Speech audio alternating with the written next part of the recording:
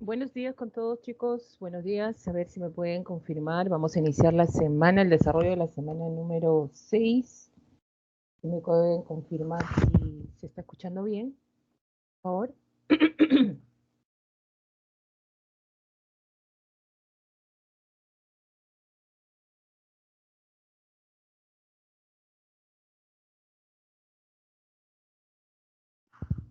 Buenos días. Estamos en el aula, por favor. No puedo empezar si es que no me confirman o es que no se está escuchando bien.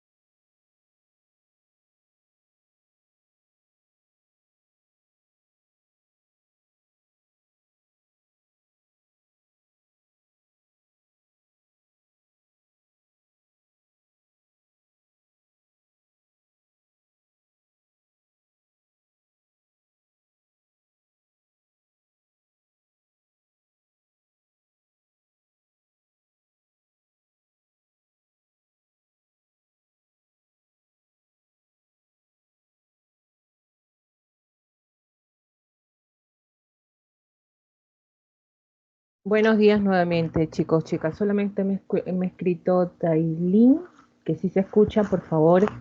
Necesito la confirmación de todos, o todos están escuchando, solamente una persona. Y si se están compartiendo el material, por favor, para poder empezar. Gracias. Por ahí me están... Escucha, Miss. Sí, ok, muy bien. Entonces, vamos a empezar, ¿ya? Vamos a empezar. Nos toca esta vez... Se está compartiendo el material, ¿verdad? Sí, Miss. No quiero que me gane el tiempo como la otra vez, ¿ya? Vamos a tratar de ser más proporcionales en el hecho de también desarrollar los dos cursos. Tenemos dos cursos. Bueno, ¿qué nos toca esta semana? Esta semana estamos viendo, como ustedes ven, ¿ah? El 6 correspondería a la parte de hidrógeno. En primer momento vamos a desarrollar lo que son las nociones básicas, que esto sí es necesario conocer y sobre todo ver que se maneje algunos conceptos, ¿no? Vamos a ver lo que son las vertientes hidrográficas del Perú, que son tres, ustedes lo deben conocer también, no es la primera vez que lo escuchan, el caso de la vertiente del Pacífico, el Amazonas y el Titicaca, ¿no? Ciertas características del mar peruano, corriente del mar peruano, glaciares y su importancia, cuenca y gestión de riesgo. Entonces, como ven, esta semana es muy amplia y vamos a de frente empezar, ¿ya? A ver, cuando hablamos de hidrografía e hidrósfera, ¿es lo mismo? ¿El término que se maneja es un similar término? ¿Es lo mismo o es diferente?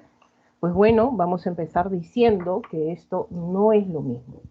Cuando hablamos de hidrografía, estamos hablando, como se menciona acá, la ciencia que se encarga de la descripción de todas las aguas existentes, ¿dónde? En la zona continental. Estamos hablando de ríos, lagos, presas, todo lo que conforma en la superficie, sobre todo continental, ¿no? Entonces la hidrografía como ciencia tiende a generar dónde se localiza, qué condiciones físicas tiene, el régimen, el aprovechamiento de estas aguas que se dan. Eso es lo que estudia la hidrografía. Profesora, entonces, en resumen, es la distribución de las aguas en la zona continental. En cambio, la hidrósfera, no. La hidrósfera que vendría a ser es la capa de la Tierra que comprende todas las formas de agua. O sea, hidrósfera, atmósfera, geósfera. Nosotros establecemos estos elementos dentro de la Tierra. Y la hidrósfera vendría a ser la parte líquida. Todo lo que existe, porque solamente la hidrografía era en la zona continental, pero la hidrósfera es el total de las aguas, ¿ya? Es el total de las aguas, sobre todo. Entonces, estas aguas pueden estar en estado sólido, en estado líquido, en estado gaseoso. Profesor, en estado gaseoso, bueno, lo podemos encontrar a través del vapor de agua, por ejemplo, ¿no? Entonces, es el total de las aguas que existen, ¿dónde? En la Tierra, ¿ya? Entonces ahí estamos viendo una diferencia grande entre lo que vendría a ser hidrografía e hidrosfera. Ahora, este total de aguas, cuando hablamos de la hidrosfera, ¿cómo se distribuye? El 97% está comprendido por el agua salada, y si nosotros hablamos de agua salada, estamos hablando de las zonas oceánicas, la parte de los océanos, ¿no? Ahí destacando el Pacífico, el más extenso, el Atlántico, el Índico, ¿no? Tenemos el océano glaciar ártico, el Antártico. Entonces, estos representan cuánto, estamos hablando de un 97%. Entonces, las aguas dulces, profesora, ¿cuánto representan? Solo un 3%. Y a veces nosotros decimos, profesora, lo que más abunda es el agua salada, sí, y el agua dulce solamente un 3%, que esto representaría ¿cuánto? Un 100% de las aguas, sobre todo en este caso dulces. Una pregunta de examen fue, ¿dónde hay mayor distribución de las aguas dulces en el planeta? ¿No? Entonces uno dice, profesora, marqué los ríos, y eso está mal, porque los ríos solamente representan un 1% y los ríos van relacionados con el vapor de agua presente en la atmósfera. Entonces, no era la respuesta. ¿Dónde tenemos, sobre todo, mayor incidencia, presencia de agua dulce? De este 100%, o sea que vendría a ser este 3%, el 69% se encuentra en los glaciares y zonas polares. Las zonas polares de la Tierra, profesora, es correcto, ¿ya? Son las llamadas aguas criogénicas. Ojo que este término ya lo tienen que estar teniendo en su vocabulario, ¿ya? No es que te sorprenda un término de esta situación. ¿Qué son las aguas criogénicas? Aguas congeladas, ¿ya? En estado sólido, y estamos hablando de las aguas dulces. Entonces, aguas criogénicas donde tenemos en mayor distribución en los glaciares y zonas polares. Y en segundo lugar, donde tenemos estas aguas, sobre todo dulces, se ubican en los mantos freáticos, en la parte interna de la superficie, ¿no? Representan las aguas subterráneas, hablamos de un 30%. Y lo que debería ser más abundante de repente, pero fíjense la cantidad de porcentajes, si nosotros hablamos, imagínate juntar el río Nilo, el río Amazonas, el río Yansequián, el río, en este caso, Mississippi, por ejemplo, juntar estos ríos y tenemos un gran volumen de agua, ¿no? Pero imagínense, hay mucho más ríos en la superficie continental y estos representan solo un 1% de la distribución de agua dulce, ¿ya? Entonces, vamos a ver esta distribución como una referencia, sobre todo como una información, ¿ya? Muy bien, ahora, ¿qué tenemos acá? Sobre todo tenemos que distinguir también lo que son las características de una vertiente hidrográfica. Fíjense acá si hay que sacar algunas dudas de repente que alguien tiene. Cuando hablamos de vertiente hidrográfica, por ejemplo, hablamos vertiente hidrográfica del Pacífico, vertiente hidrográfica del Atlántico, ¿verdad? Vertiente hidrográfica del Mediterráneo, vertiente hidrográfica del Océano Glaciar Ártico, ¿no? Entonces, fíjense que hay un colector, en este caso, común, ¿ya? Entonces, dice, conjunto de unidades hidrográficas, o sea, quiere decir que las vertientes hidrográficas están formadas por unidades hidrográficas, ¿no? Cuyos ríos drenan en un punto común o que desembocan en un mismo mar y en ocasiones en un mismo lago. Profesora, por eso se habla de la vertiente hidrográfica del Titicaca, también porque nosotros tenemos al lago Titicaca como el colector principal. Entonces, habla de unidades hidrográficas. Profesora, ¿y qué son unidades hidrográficas? Estas unidades hidrográficas también se le conoce como cuenca, ¿ya? Cuenca hidrográfica. Es lo mismo, así es, hidrográfica, no te olvides. Entonces, Si nosotros hablamos de una unidad hidrográfica, estamos hablando sobre todo de espacios delimitados por divisorias de aguas donde vamos a tener un río principal, un colector principal. Profesora, ¿a qué se refiere esto? Pues bueno, miren, en el gráfico un poquito que se muestra más o menos, ya, vamos a, en este caso, a tener esa referencia. Por ejemplo, tenemos acá un colector principal, vamos a ponerlo de azulito, vamos a poner acá un río principal, vamos a destacar. Siempre en una cuenca unidad hidrográfica vamos a tener, ¿qué cosa? Un río principal, ¿ya? Un río principal a destacar sobre todo. Entonces, ¿qué vamos a destacar acá? Por ejemplo, que a este río principal está rodeado por un sinfín de cerros, a los que nosotros conocemos como divisoria de aguas o también sistema de Divortium Aquarium, algunos lo denominan de esa manera. Quiere decir que estas referencias de cerritos o divisoria de aguas hace la división con otra unidad hidrográfica que está muy cerca de acá, ¿no? Entonces, por eso la denominación de divisoria de aguas. Ahora, ¿qué sucede con este río principal? Vamos a tener que va a generar pues que este río no solamente pues viene desde una naciente a una desembocadura, sino también que van a haber ríos que alimenten las aguas de este río principal. Ahí están saliendo los afluentes, los efluentes, por ejemplo, que van a formar parte de este sistema de unidad hidrográfica. Por ejemplo, si nosotros queremos poner un nombre acá, vamos a poner al río Rímac, ¿ya? Este es el río Rímac. ¿Qué significa, profesora? Esta vendría a ser la unidad hidrográfica del Rímac, del río Rímac, es correcto. O también podrías denominarla la cuenca hidrográfica del Rímac. Entonces, ¿qué abarca la unidad hidrográfica del Rímac? Desde la naciente hasta su desembocadura. Y también los ríos que alimentan las aguas de este río principal. Por ejemplo, ¿cuáles son los ríos afluentes del río Rímac? Tenemos acá el Santa Eulalia, ¿ya? Y tenemos acá el río Blanco, por ejemplo, ¿no? Entonces, ¿qué significa? Pues no solamente la unidad hidrográfica va a ser este río Rímac, ¿ya? Sino que va a abarcar, esta unidad hidrográfica abarca desde la naciente del Santa Eulalia, desde la naciente del río Blanco y finalmente están alimentando las aguas del río Rímac. Entonces, todo este conjunto de ríos, ¿no? Hasta la divisoria de aguas que va a formar una unidad hidrográfica, ¿ya? Entonces acá se está formando una unidad hidrográfica.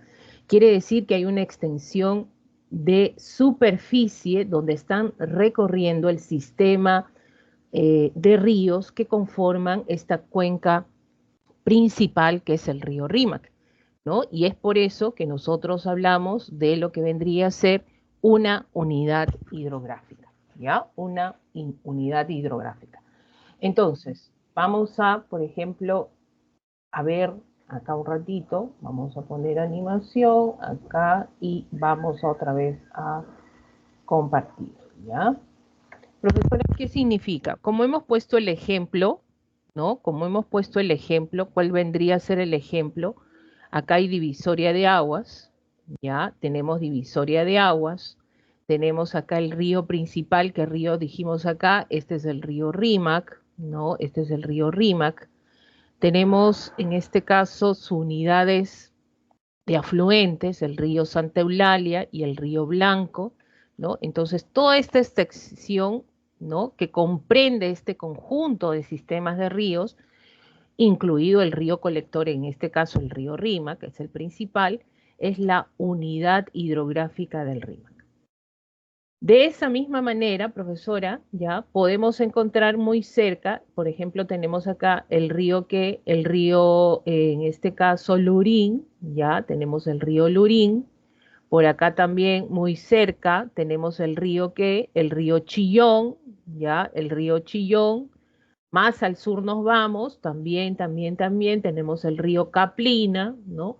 Y fíjate algo en común que tienen todos estos ríos. ¿Cuál es lo común que tienen cada uno de estos ríos, no?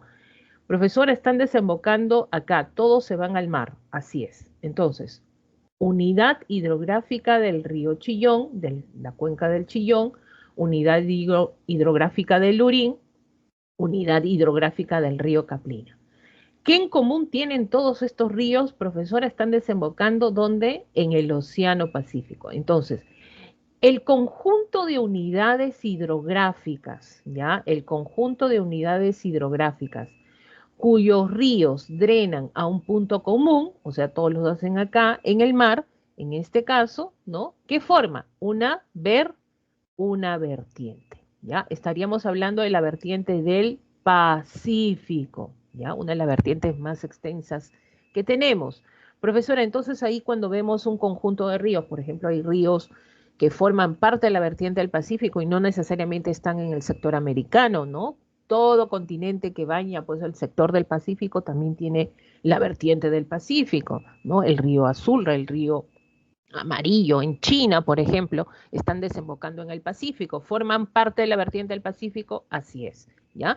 Esto es para poder entender si estamos hablando, por ejemplo, de una unidad hidrográfica y si hablamos del conjunto de unidades hidrográficas, ¿de qué estamos hablando? De una vertiente hidrográfica, ¿ya? Miren, estoy explicando las nociones básicas. ¿Eso qué quiere decir? Que más adelante, cuando yo mencione, solamente voy a mencionar los términos que hay que conocer, ¿ya? Que esto es importante.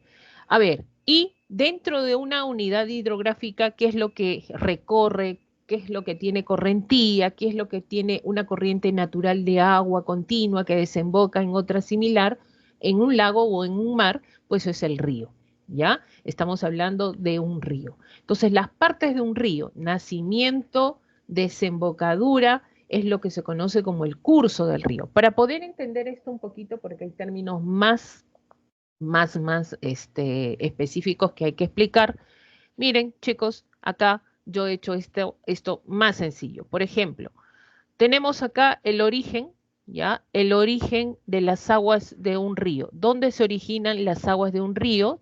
Puede ser de origen lacustre, en un lago, origen glaciar, el hielo, origen niveo, estamos hablando de la nieve, puede haber origen ¿qué? Origen pluvial, a partir de las lluvias, ¿no? O también el origen puede ser fluvial, ¿ya? Entonces, ¿cuál es el origen de las aguas de un río? Lacustre, glaciar, niveo, fluvial, en este caso, o fluvial, ¿ya?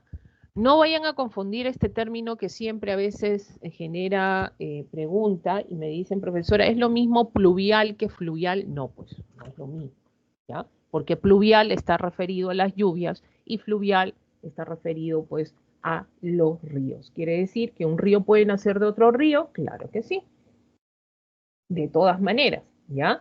Ahora, ¿qué más? Desde la naciente, desde que nace el río hasta que desemboca, ¿cómo se conoce ese trayecto? Pues se conoce como el curso, ¿ya? ¿El curso qué es? El curso es la distancia entre la naciente y la desembocadura. Hay tres momentos para el curso: curso superior, curso medio, curso bajo.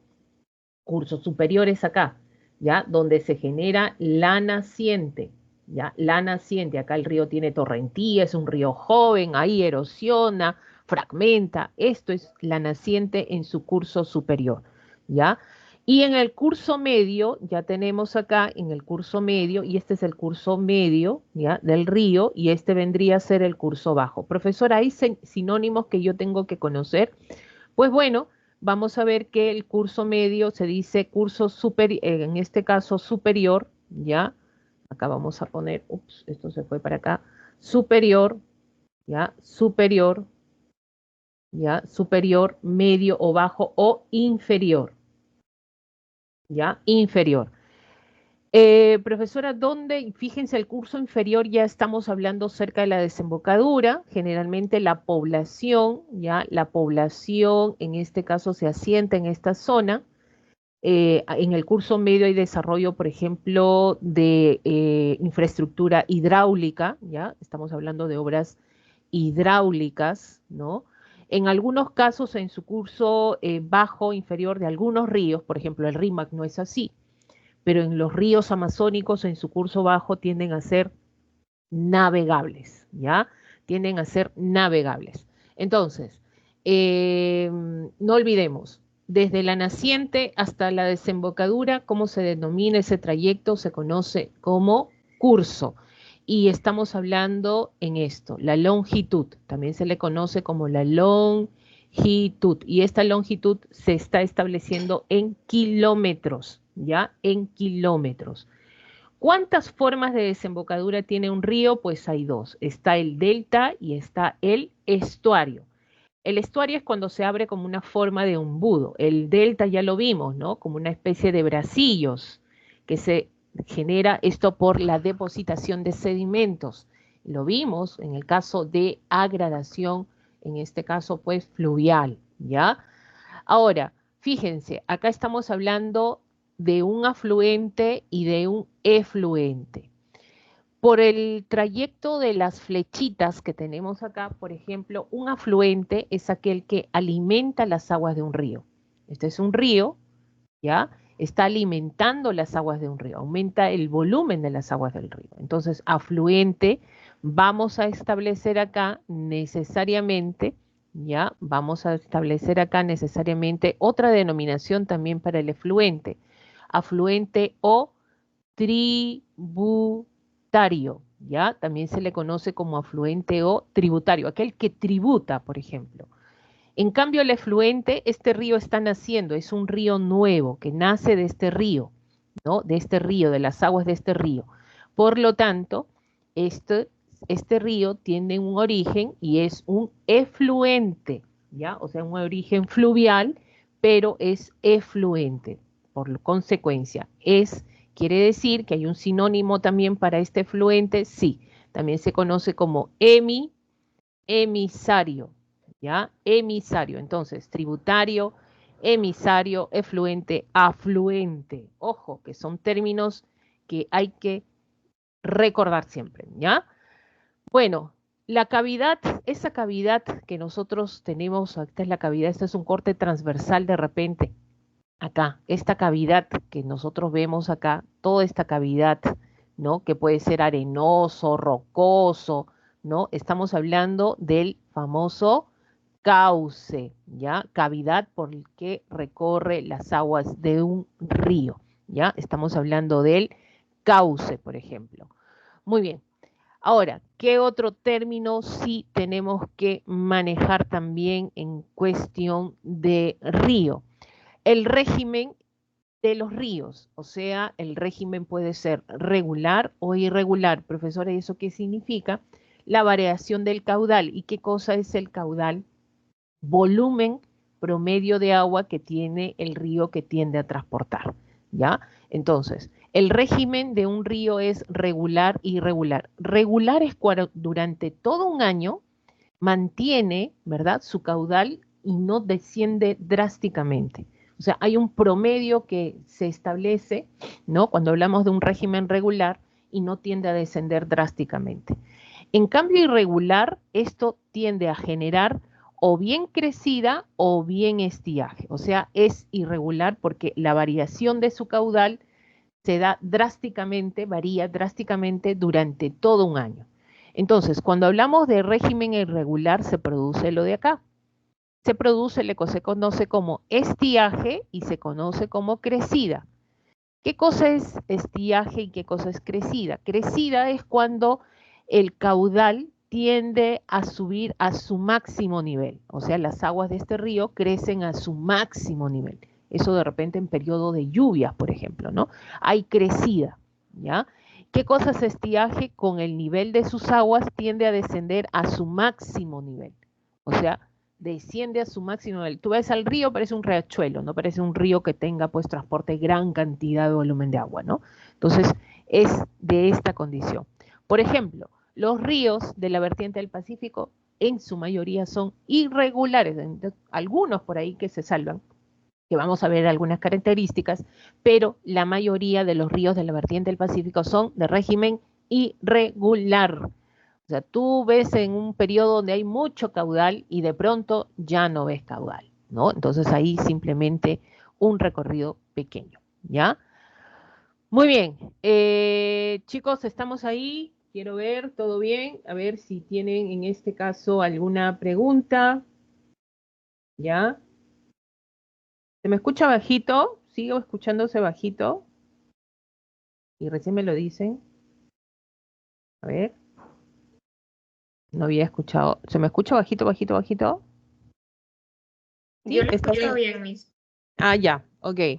Entonces, pasamos. Voy a tratar de gritar si es que no me escuchan para que todo esté bien. Miss, ¿podría repetir las características del río regular, en este caso el río regular? Lo que pasa es que cuando hablamos del régimen, no olvidemos régimen, régimen, ya hablamos de la variación del caudal. ¿Qué cosa es el caudal? El volumen de las aguas del río. Si esto es el río, este es el cauce del río, ya, estas son las aguas. Entonces llega un momento que vamos a tener la crecida, que vendría a ser esto, ya. Esto es cuando, y vamos a ver acá, cuando desciende, ya. El régimen se da de dos maneras, regular e irregular, ¿ya? ¿Cuándo es regular? Cuando la variación del caudal, o sea, esta agua que tú ves acá, la vas a ver siempre, o sea, va a estar siempre durante todo un año. O sea, de repente desciende, pero no tanto, así, muy poquitito de repente, ¿no? Muy poquito. Pero el promedio se mantiene durante todo el año, o sea, la variación del caudal no se da así drásticamente, ¿no? La vas a ver siempre con agua de este río. Entonces, cuando tú veas eso, esto es régimen regular. ¿Cuándo es irregular? Acá viene el problema. Irregular es cuando en un periodo, por ejemplo, en el caso de los ríos de la costa, de la vertiente del Pacífico, en las épocas de diciembre, ya de diciembre a marzo, los ríos están así, ¿no? Con amplio caudal, eso es época de crecida, ¿ya? Pero en los meses de junio, julio, ¿qué pasa con las aguas de este río? Miren, ya están abajo. O sea, desciende a su máximo nivel, estamos en estiaje, ¿no? Entonces, si tú ves esto, que hay un periodo donde crece mucho el caudal y de pronto baja el caudal, ese régimen es irregular. Pero cuando tenemos que esto se mantiene en un promedio durante un año, este es regular. Por ejemplo, los ríos amazónicos, los ríos de la Amazonía, ¿ya? Entonces ahí tenemos qué cosa que son de régimen, sobre todo regular, ¿ya? Entonces, a tener en cuenta esa condición. Bueno, vamos a volar porque no quiero que me falte el tiempo. Cívica, hay un tema específico, un tema que hay que explicar, que es el caso, mira, que nos está aconteciendo en nuestra sociedad. Miren, rapidito, tipo de cuencas, acá le puse una teoría para ustedes. De repente ustedes conocen esto de las exorreicas, endorreicas, arreicas, criptorreicas, de repente es lo primero, o la profesora escucho por primera vez, pero si por ahí les viene una pregunta como distractor, ustedes sepan a qué se refiere, ¿ya? Entonces, ¿qué hemos dicho? Divisoria de aguas, ¿no? Divisoria de aguas, ¿ok? Divisoria de aguas, ¿no? Divisoria de aguas, por ejemplo, y por acá vamos a ver que esto es sencillo, no olvidemos, ya vamos a poner acá un lago, por el término lo puedes sacar y en este caso pues no tener problemas. Miren este río, el caudal viene, hay una variación, ¿no? Miren, desde la naciente hasta la desembocadura, este río, ¿qué pasa con las aguas de este río? Pues bueno, tiene por acá sus afluentes, vamos a ponerle también. ¿Qué sucede? Pues desemboca fuera del continente, lo hace en el mar. Y si lo hace en el mar, estamos hablando de un tipo de cuenca llamada exorreica. Profesora, ¿y esta cuenca es una unidad hidrográfica? Claro, todo lo que ya sabes lo pones acá. Esto es una unidad hidrográfica o también se conoce como cuenca hidrográfica, ¿no? Que también lo podemos denominar así, ¿ya? Entonces, pero esto vendría a ser una cuenca de tipo exorreica.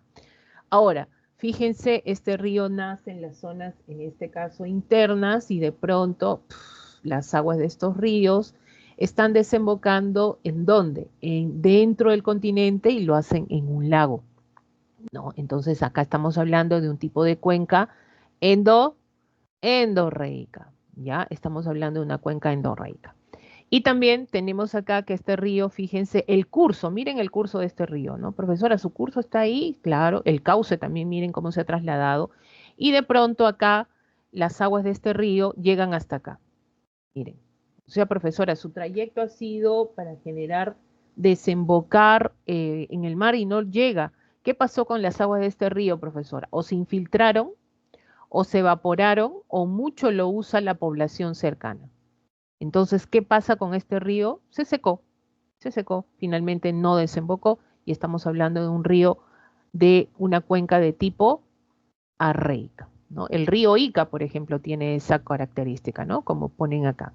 Y las cuencas criptorreicas son las cuencas cuyas aguas avanzan por debajo del suelo. Estamos hablando del nivel subterráneo, ¿ya? Entonces, cuando te mencionen, porque hay ríos internos también, sí, ¿no? En algunos casos, por ejemplo, se presentan cuando hay muchas lluvias, o sea, el agua se infiltra bajo la superficie y forman estas cuencas criptorreicas, ¿ya? ¿Que existen? Claro que sí. Esto, sobre todo en la costa, en la parte de la sierra, también tenemos este tipo de cuencas, ¿no? Que son pequeñas, pero por ser estas de gran extensión, las exorreicas, endorreicas, arreicas, es lo que más se conoce. Solo te estoy dando este término nuevo para que tú tengas en cuenta si es que te viene en algún momento un distractor en una pregunta, ¿no? Y tú sepas qué responder, ¿ya? Entonces, nos vamos ahora sí a las vertientes hidrográficas del Perú, ¿ya? Vamos a lo que es las tres vertientes, el Amazonas, el Pacífico, el Titicaca. Estas tres cuencas tienden a ser importantes. Fíjense, por el mapa podemos ver que una de las más extensas y abarca más del 70%, estamos hablando del 97,8% de las aguas dulces está en la vertiente del Amazonas, ¿no? Y justamente en la costa peruana solamente tenemos ¿cuánto? 2,18%, acá 2,18% de las aguas dulces.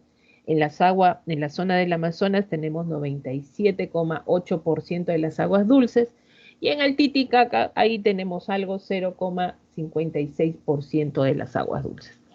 Profesora, entonces tenemos gran cantidad de agua dulce en la zona de la Amazonía. Sí, pero hay mucho desarrollo, a veces mucha depredación y estamos contaminando nuestros ríos también, sobre todo amazónicos, y ese es nuestro gran problema. Entonces, ¿qué se ha hecho en la costa peruana? Ustedes saben que se desarrolla una agricultura de tipo intensiva, se han construido sobre todo las famosas obras hidráulicas, ¿no? Para abastecer y agrandar el sistema de la agricultura, ¿no? Y muchos de estos ríos, sobre todo los ríos costeños, pues son de tipo irregular, ¿no? O sea, no todo el año vas a tener agua, ¿no? A diferencia de los ríos amazónicos, sí, sí que todo el año tenemos, en este caso, pues, la presencia del caudal de estos ríos amazónicos. El volumen de agua promedio, el agua con que se dispone el Perú, le otorga el privilegio de ubicarse en entre los 20 países más ricos del mundo, en este caso de agua en el mundo. Ojalá que no lo contaminemos nada más. Tenemos este ranking, ¿ya? Pero hay rankings que no nos gustan a veces, ¿no? Vamos con la vertiente hidrográfica del Pacífico. Estamos hablando de 62 unidades hidrográficas. Profesora, 62 ríos, sí, 62 unidades hidrográficas, de las cuales este es el resumen de las características.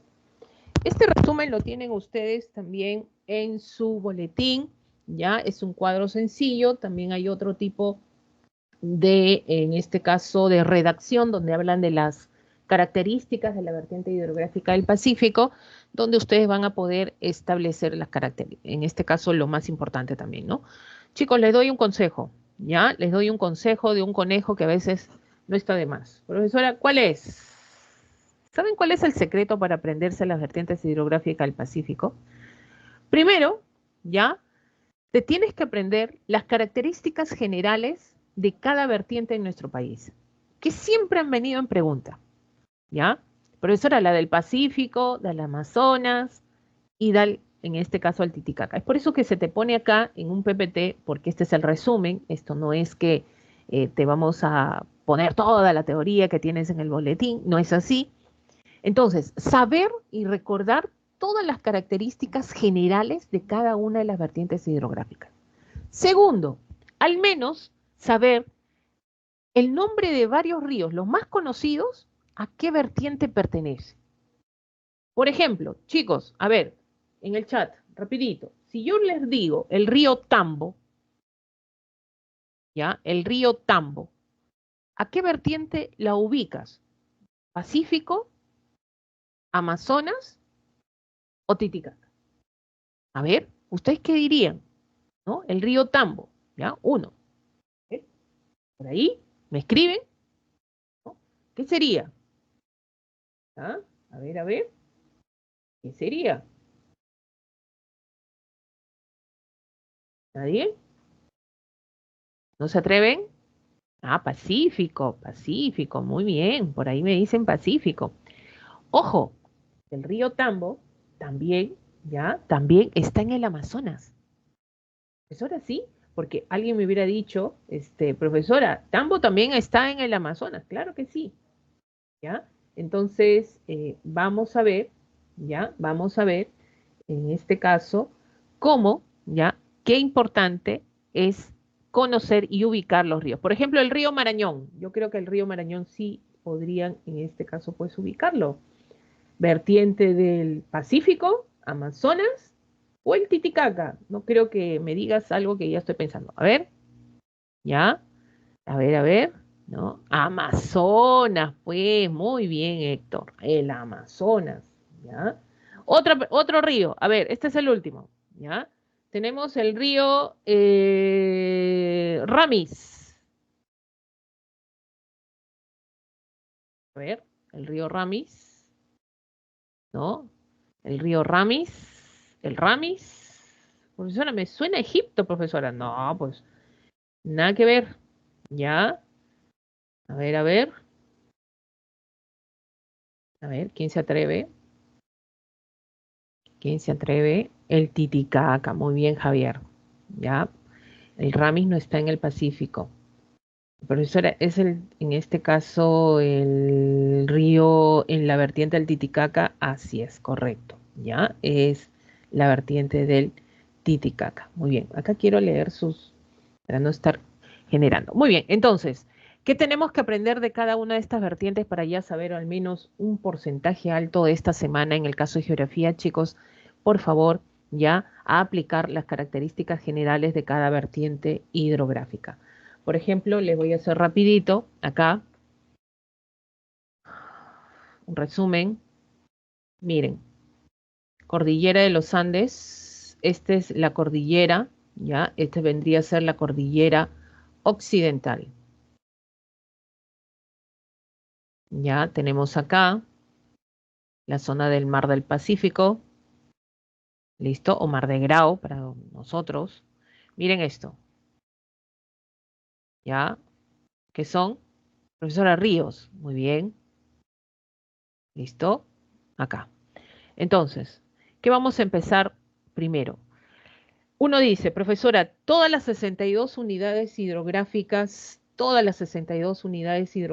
nacen en la cordillera occidental de los Andes peruanos.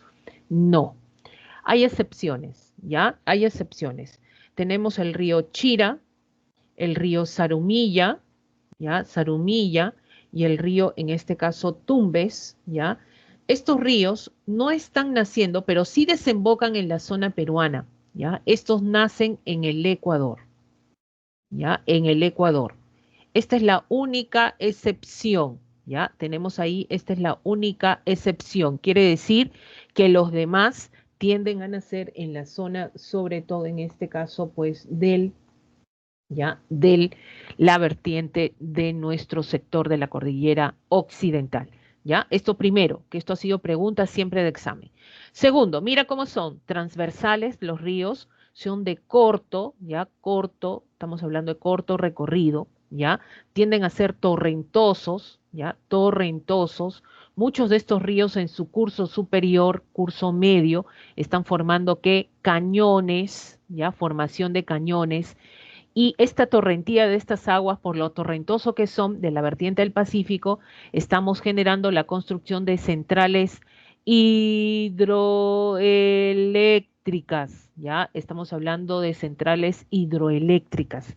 Muy bien, ¿qué más? Fíjense, el régimen de estas aguas como son y irregular. Forma de desembocadura que tiene la mayoría de estos ríos es estuario, ¿ya? Estuario. La única excepción que tenemos es el delta, ¿ya? El delta, donde hay un delta acá en la vertiente del Pacífico, es el río Tumbes, ¿ya? Es el río Tumbes. Ahora, si es irregular, tenemos época de crecida, ¿ya? Y época de estiaje, ¿ya? Crecida, ¿cuándo es? ¿En qué meses? Hablamos de diciembre a marzo. ¿Cuándo es estiaje? ¿Cuándo el nivel baja de las aguas de este río? Estamos hablando JJ, acuérdate JJ, profesor, ¿qué es eso? Junio, julio, ¿ya? Junio, julio. Tenemos ahí junio, julio, por ejemplo. Ahora, ¿qué vamos a generar a partir de acá? Fíjense entonces que estamos hablando que estos ríos que están formando, los famosos conos deyectivos, todos ellos, profesora, sí, son valles altamente productivos, así es. Y como es irregular, las aguas de estos ríos son irregulares, quiere decir que hay época de crecida y época de estiaje, entonces viene el problema, y a pesar que desarrollamos agricultura en esta zona de la vertiente del Pacífico, pues bueno, por lo irregular de sus aguas se genera la construcción de, en este caso, obras, ¿ya? Hidráulicas, ¿ya? Estamos hablando de obras hidráulicas. Una pregunta de examen fue esta, ¿no? ¿Por qué se genera la construcción de obras hidráulicas en la zona de la costa peruana para el desarrollo de la agricultura? ¿Ya? Y la respuesta, ¿cuál fue la respuesta? Sobre todo en esta pregunta, ¿cuál fue? Fue que necesariamente tienes que tener obras hidráulicas. ¿Por qué? Porque no hay agua y hay ríos, claro que sí, pero ¿cómo son la condición del caudal de estos ríos? Son de régimen irregular, ¿ya? Entonces, de esa manera se genera, pues, la construcción de estas obras hidráulicas. Y es por eso que también hablamos en la vertiente del Pacífico, siempre los ríos que están presentes acá van a generar esa característica, ¿ya?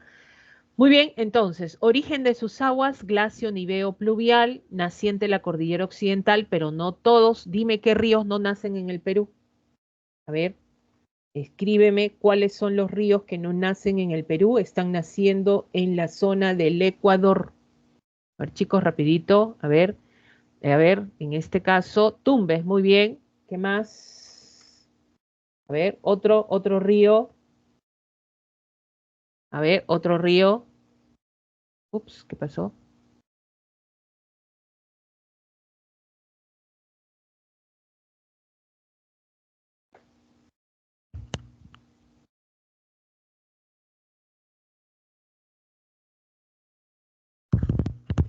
Aló, aló, me escuchan, me quiere botar el Teams, parece. A ver, creo que volvimos. Chira, Zarumilla y Tumbes, muy bien. Anthony, muy bien. Javier, perfecto, ya. Muy bien, muy bien. Eso sí, me gustó. Entonces, profesora, ¿la mayoría de sus cuencas son exorreicas? Sí, hay algunas arreicas, como el caso del río Ica, el río Caplina, por ejemplo, que tienen esa condición de arreicas. ¿Qué quiere decir arreicas? Pues que tienden a secarse, ¿no? Cauce rocoso, profesor, ¿eso qué significa? Mira, anda el río Rímac, vas a ver que el río pues no es arenoso, ¿no? El cauce no pues, va a generar presencia de arena, que existe, claro, pero es más así, hay rocas, roquitas, ahí, el cauce está lleno de roquitas. Es por eso que el problema, que hay que limpiar siempre esto, ¿no? Cuando el río no tiene mucho caudal hay que limpiar lo que se conoce como la descolmatación, ¿no? Para estar profundizando el cauce y así cuando se eleven las aguas no se desborden los ríos, ¿no? Ahora, tenemos el curso corto recorrido de estos ríos, nacen en la zona de los Andes y desembocan en la zona costeña, son de régimen irregular, el caudal es poco y es correntía según pendiente es torrentosa, ¿ya? Es torrentosa. Muy bien, vamos a mencionar los ríos, sobre todo más importantes, vámonos a los ríos más importantes de la vertiente del Pacífico. Profesora, que tengo que recordarle Zarumilla, frontera entre Perú y Ecuador. Fíjense que hay una bocatoma de palma que tiende a generar áreas de cultivo importante acá. Río Tumbes, no te olvides, el único navegable de la costa, ya es el que tiene alto caudal también. La desembocadura que tiene el río Tumbes es en Delta, el proyecto binacional Puyango-Tumbes, que se ha hecho con el Ecuador esto, que es un proyecto importante entre estos dos estados. Tienes el río Chira, es el de mayor crecida de la vertiente, el segundo de mayor caudal, ya tenemos ahí. Profesor, hay uno de mayor caudal, pues tenemos el río Santa, ya, en este caso está el Majes, el Santa, represa de Poechos y reservorio de San Lorenzo, esto en la zona norte del país, ¿ya? Tenemos el río Chancay. El Chancay se divide en tres bracitos, tres ríos. Ahí está el Taimi, Lambayeque, el Reque y está el reservorio de Tinajones que regula las aguas del río Chancay y hay sembríos de arroz y caña de azúcar. Jequetepeque, acuérdate de esto, valle rosero más importante del Perú, ¿ya? Y Jequetepeque, sobre todo, tenemos en esta zona, ¿ya? El reservorio de Gallito Ciego, ¿no? Gallito Ciego está en la zona de Cajamarca y fíjense, llega hasta la zona de La Libertad. Es una obra de un reservorio muy importante, sobre todo para los cultivos de la zona de La Libertad. Santa, segunda cuenca más extensa, miren, de mayor volumen de agua. Estamos hablando, ustedes saben, ya lo expliqué también, que formaba el cañón de Huaylas, el callejón de Huaylas, el famoso cañón del Pato. Están los proyectos de obra de irrigación, ¿te acuerdas, no? Chavimochic, ¿te acuerdas de las pampas? ¿Qué pampas son estas? Chao, Virú, Moche, Chicama, ¿no? El famoso Chavimochic que está en la Libertad, ¿ya? Y también esta zona de Chinecas, ¿no? Chimbote, en este caso en Peña y Casma, tenemos ahí en la zona de Ancash, ¿ya? En la zona de Ancash. Y todo regulado con las aguas del río Santa, ¿ya? Y tenemos, profesor, acá está mi río principal de la capital de la República del Perú, acá está el Rímac. Está en este caso sus principales afluentes, es el río Santa Eulalia y el río Blanco. Bueno, este es el río que más usa la población en el Perú, ¿no? Se abastece de agua potable también la población para uso comercial, uso agrícola, económico, industrial, energético. ¿Para qué no lo usan al RIMAC? Para todo, ¿ya? Energético porque hay centrales hidroeléctricas importantes, ¿no? Está Huinco, está Huampaní, está Moyopampa, por ejemplo, está la represa del Yurac-Yacu. Profesora, todo esto genera que abastezca el pobre río Rímac a todas estas actividades y finalmente la población tome agua potable del río Rímac. Bueno, lo que se ha hecho es generar la construcción de esta trasvase importante que es la trasvase de Marca Pumacocha. Miren, Marca Pumacocha, ¿ya? Esta es la cordillera de los Andes, ¿no? Acá está el río Rímac, el pobre Rímac, ¿no? Entonces, acá está el río Santa Eulalia y acá está el río Blanco. ¿Qué sucede? Pues una transvase, ¿ya? ¿Cuál es el fin de una transvase? Es alimentar las aguas de un río.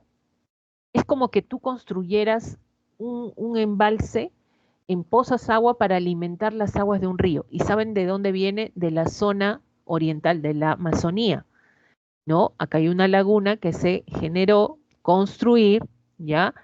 Y esto es artificial, ¿y qué hacen? Y han roto todo esto de la cordillera, están trasladando el agua, ¿a dónde? Para alimentar las aguas del río Santa Eulalia, ¿ya? Este proyecto, este trabajo de trasladar agua de un lugar a otro, de una laguna a un río, por ejemplo, y cruzando, miren, un sistema de cordillera importante se conoce como trasvase. Entonces, la trasvase de Marca Pumacocha es que finalmente alimenta las aguas del río Rímac. Si no, no soportaría pues tanto uso que tiene el río Rímac, sobre todo en esta zona de Lima, ¿ya? Vamos al compás del río Ica y sabemos que el río Ica, ya, en este caso, pues, origen en la zona de Castrovirreina, y no olvidemos que esto sí es importante del río Ica, y esto no hay que olvidarlo, es de condición arreica. Profesora, el sistema de Choclococha, así es. ¿Qué cosa es el sistema de Choclococha? También es una en este caso, trasvase, ¿ya? Es una trasvase. Ahí está el río, en este caso el río Pampas, que está en las zonas altas, alimenta de las aguas del río Ica, ¿no? A través de una transvase. O sea, el sistema de Choclococha, ¿qué es? Una transvase que trata de alimentar las aguas del río Ica porque el río Ica es de condición arreica, no llega a desembocar, pero esa agua no es que se va a perder en el mar, sino que se aprovecha para sistemas de agricultura en la zona de Ica, ¿no? El río Coña forma el cañón de Cotahuasi, ya estamos en Arequipa, ya sabemos que el cañón es uno de los más profundos en el Perú y en América, 3.535 metros en el sector de Ninancocha, por ejemplo, ¿no? Vamos a la vertiente, miren cuántos ríos, y la mayoría está asociado a, no te olvides, ya, obras hidráulicas y centrales hidroeléctricas en algunos casos, ¿no? El Majes es la mayor cuenca colectora. Profesora, ¿qué es colectora? Es como que tú tengas al Majes acá y colecta un centenar de ríos, así. Esto es el Majes, la mayor cuenca colectora del Pacífico, ¿ya? Y está formando el famoso cañón del Colca y tenemos la represa de Condorama. Chili es el río, si vas a Arequipa, pasa por la ciudad de Arequipa, ¿ya? Tenemos ahí en su curso inferior, se conoce como Vítor, o sea, le conocen como Chile Vítor, ¿ya? Chili Vítor lo conocen. Y vamos a ver ahí la represa de Aguada Blanca y también acá, a través de este río, se genera la construcción, en este caso, de la central hidroeléctrica Charcani-Sico, ¿ya? Esta es la única central hidroeléctrica, podría decirse, en el mundo, donde ha sido construida en la base de un volcán, ¿no? En este caso, ¿ya? Por ejemplo. Y tenemos el río Tambo, nevados en la zona. Miren, ¿qué hay que recordar del río Tambo? No olvidemos que es el de mayor longitud de la vertiente del Pacífico, ojo, ¿ya? Nace desde Puno, atraviesa Moquegua hasta la zona de Arequipa también, ¿no? Entonces ahí tenemos la represa de Pasto Grande. Y el río Caprina solo lleva aguas en el sector andino, ¿no? Y ojo que pasa por la ciudad de Tacna, pero también es de condición arreica, ¿no? Y tenemos las represas que almacenan el agua, que es Carumas y Paucarán, ¿ya? Paucarán. Muy bien, antes de pasar al Pacífico, dice ahí Guamaní, dice, Miss, disculpe, puede que ya haya explicado, pero no quedó claro sobre el término cuenca. Es igual a un río, conjunto de ríos, ya que al igual de otros libros vi que se referían a 62 ríos en la... ¿Me estás escuchando, Guamaní? A ver, una señal por ahí, es que no estoy viendo en este caso, es Sofía, ¿no? Sofía, dame una manito, a ver si me estás escuchando. A ver, a ver, si no, para pasar a lo que es la vertiente del Amazonas. Sofía, ¿dónde estás? No te veo. Ahí está. Muy bien. Lo que pasa, Sofía, cuando hablamos de, en este caso, puede que ya he explicado, el término cuenca. Cuenca, sí, cuenca hidrográfica es igual a unidad hidrográfica, y vamos de frente acá, ¿ya? Profesora, ¿yo puedo decir la cuenca hidrográfica del río Zarumilla? Sí. ¿Puedo mencionar como río Zarumilla? Sí. ¿Ya? ¿Es unidad hidrográfica? Sí. ¿Es cuenca hidrográfica? Sí. ¿Qué deben tener en cuenta para nosotros hablar de ese mismo término? Pues tenemos que tener en cuenta lo siguiente, ¿ya? Vuelvo a explicar. Miren, es esto. Primero, para hablar de cuenca, en este caso tienes que tener esto. ¿Qué es esto? Divisoria de aguas. Una cierta extensión donde se genera el conjunto de sistemas. Esto es una cuenca, ¿ya? Una cuenca, y dentro de la cuenca que tenemos, río principal, que yo puedo generar también, a establecerlo de esa manera, sí, ya lo puedes denominar. Y acá están sus afluentes, miren dónde desemboca este río, que es en el mar. Entonces, ¿eso qué significa? Que hay una naciente, ¿ya? Hay una naciente acá y una desembocadura.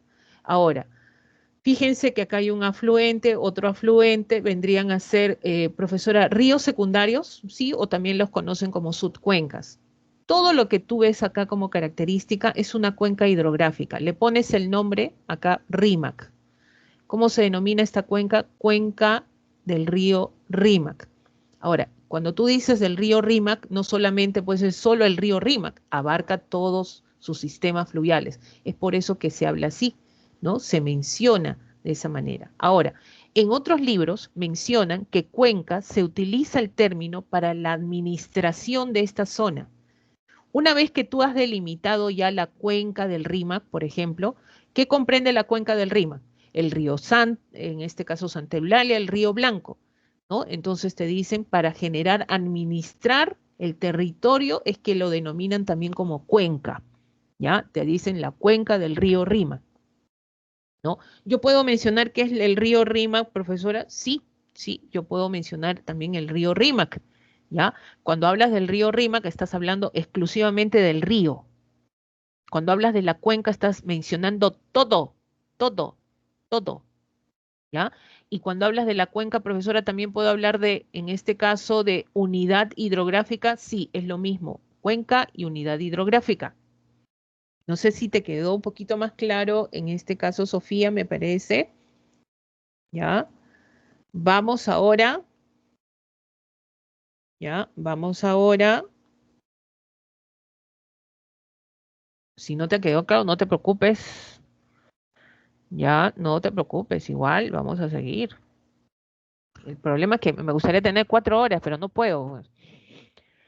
La vertiente hidrográfica del Amazonas, profesora, ¿es la de mayor del mundo? Sí, abarca territorios de Brasil, Perú, Colombia, Bolivia, Ecuador, Venezuela. Miren las características generales. Qué bueno, Sofía. Vamos a ver las características generales, ¿ya? Entonces, como ya estamos manejando ciertos términos, ¿no? Por ejemplo, origen de sus aguas, glacio, niveo, pluvial, lacustre. Oh, mira, todo el conjunto de ríos, porque el gran colector es el Amazonas, finalmente tiene este origen, glacio, niveo, pluvial y lacustre.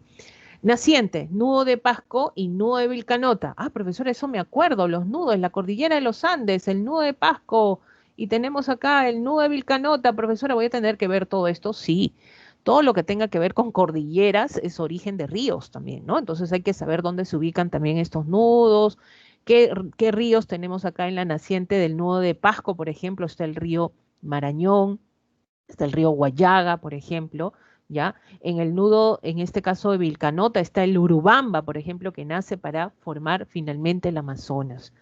¿Qué tipo de cuenca es la vertiente del Amazonas exorreica? Porque miren dónde está desembocando el Amazonas finalmente en el océano Atlántico. El cauce en su naciente es rocoso, así como la vertiente del Pacífico hay rocas ahí en las zonas altas de la selva alta, ¿no?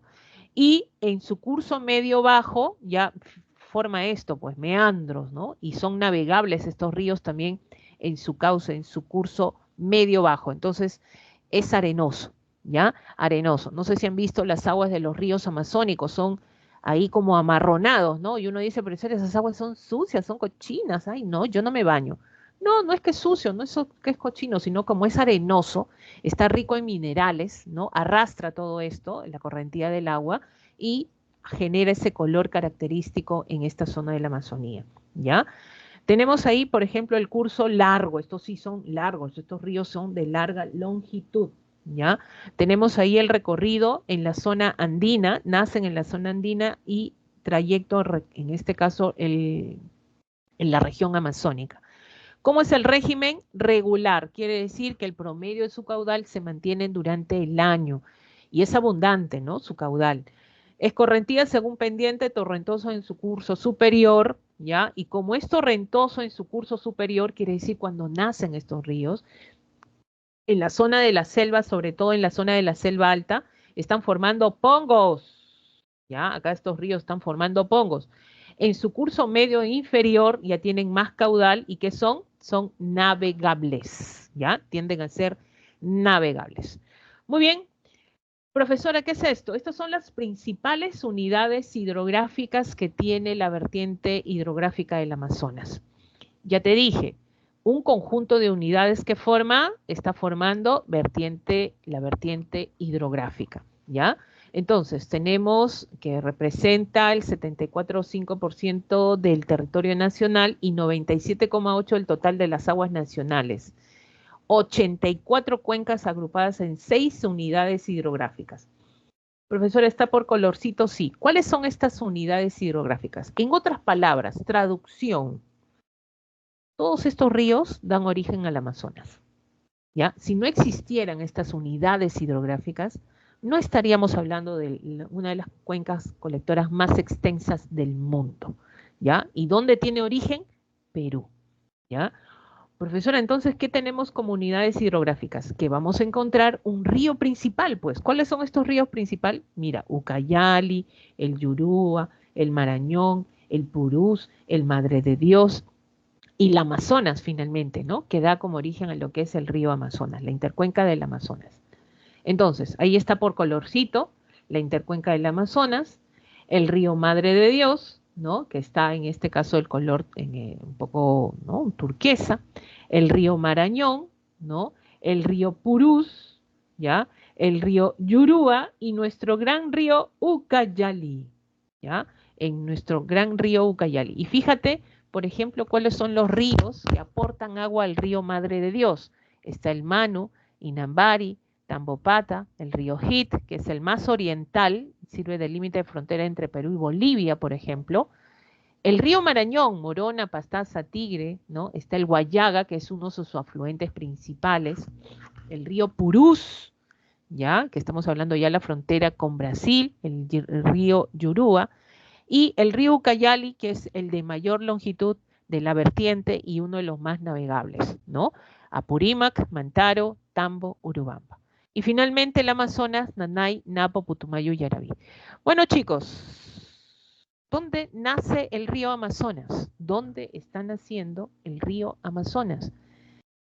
Profesora, ¿esto es Arequipa? Sí, no te olvides esto para nada. Cordillera de Chila, ¿ya? Cordillera de Chila.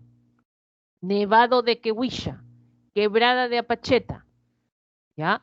Profesora, todo esto en Arequipa. Mira con qué nombre nace, Apacheta, luego se llama Lloqueta, Chayamá, Hornillo, Monigote. Creo que estoy generando trauma psicológico por ahí, pero bueno. Profesora, esto me tengo que aprender. Mira, lo único que tienes que recordar cuando hablamos del origen del Amazonas, al menos la región.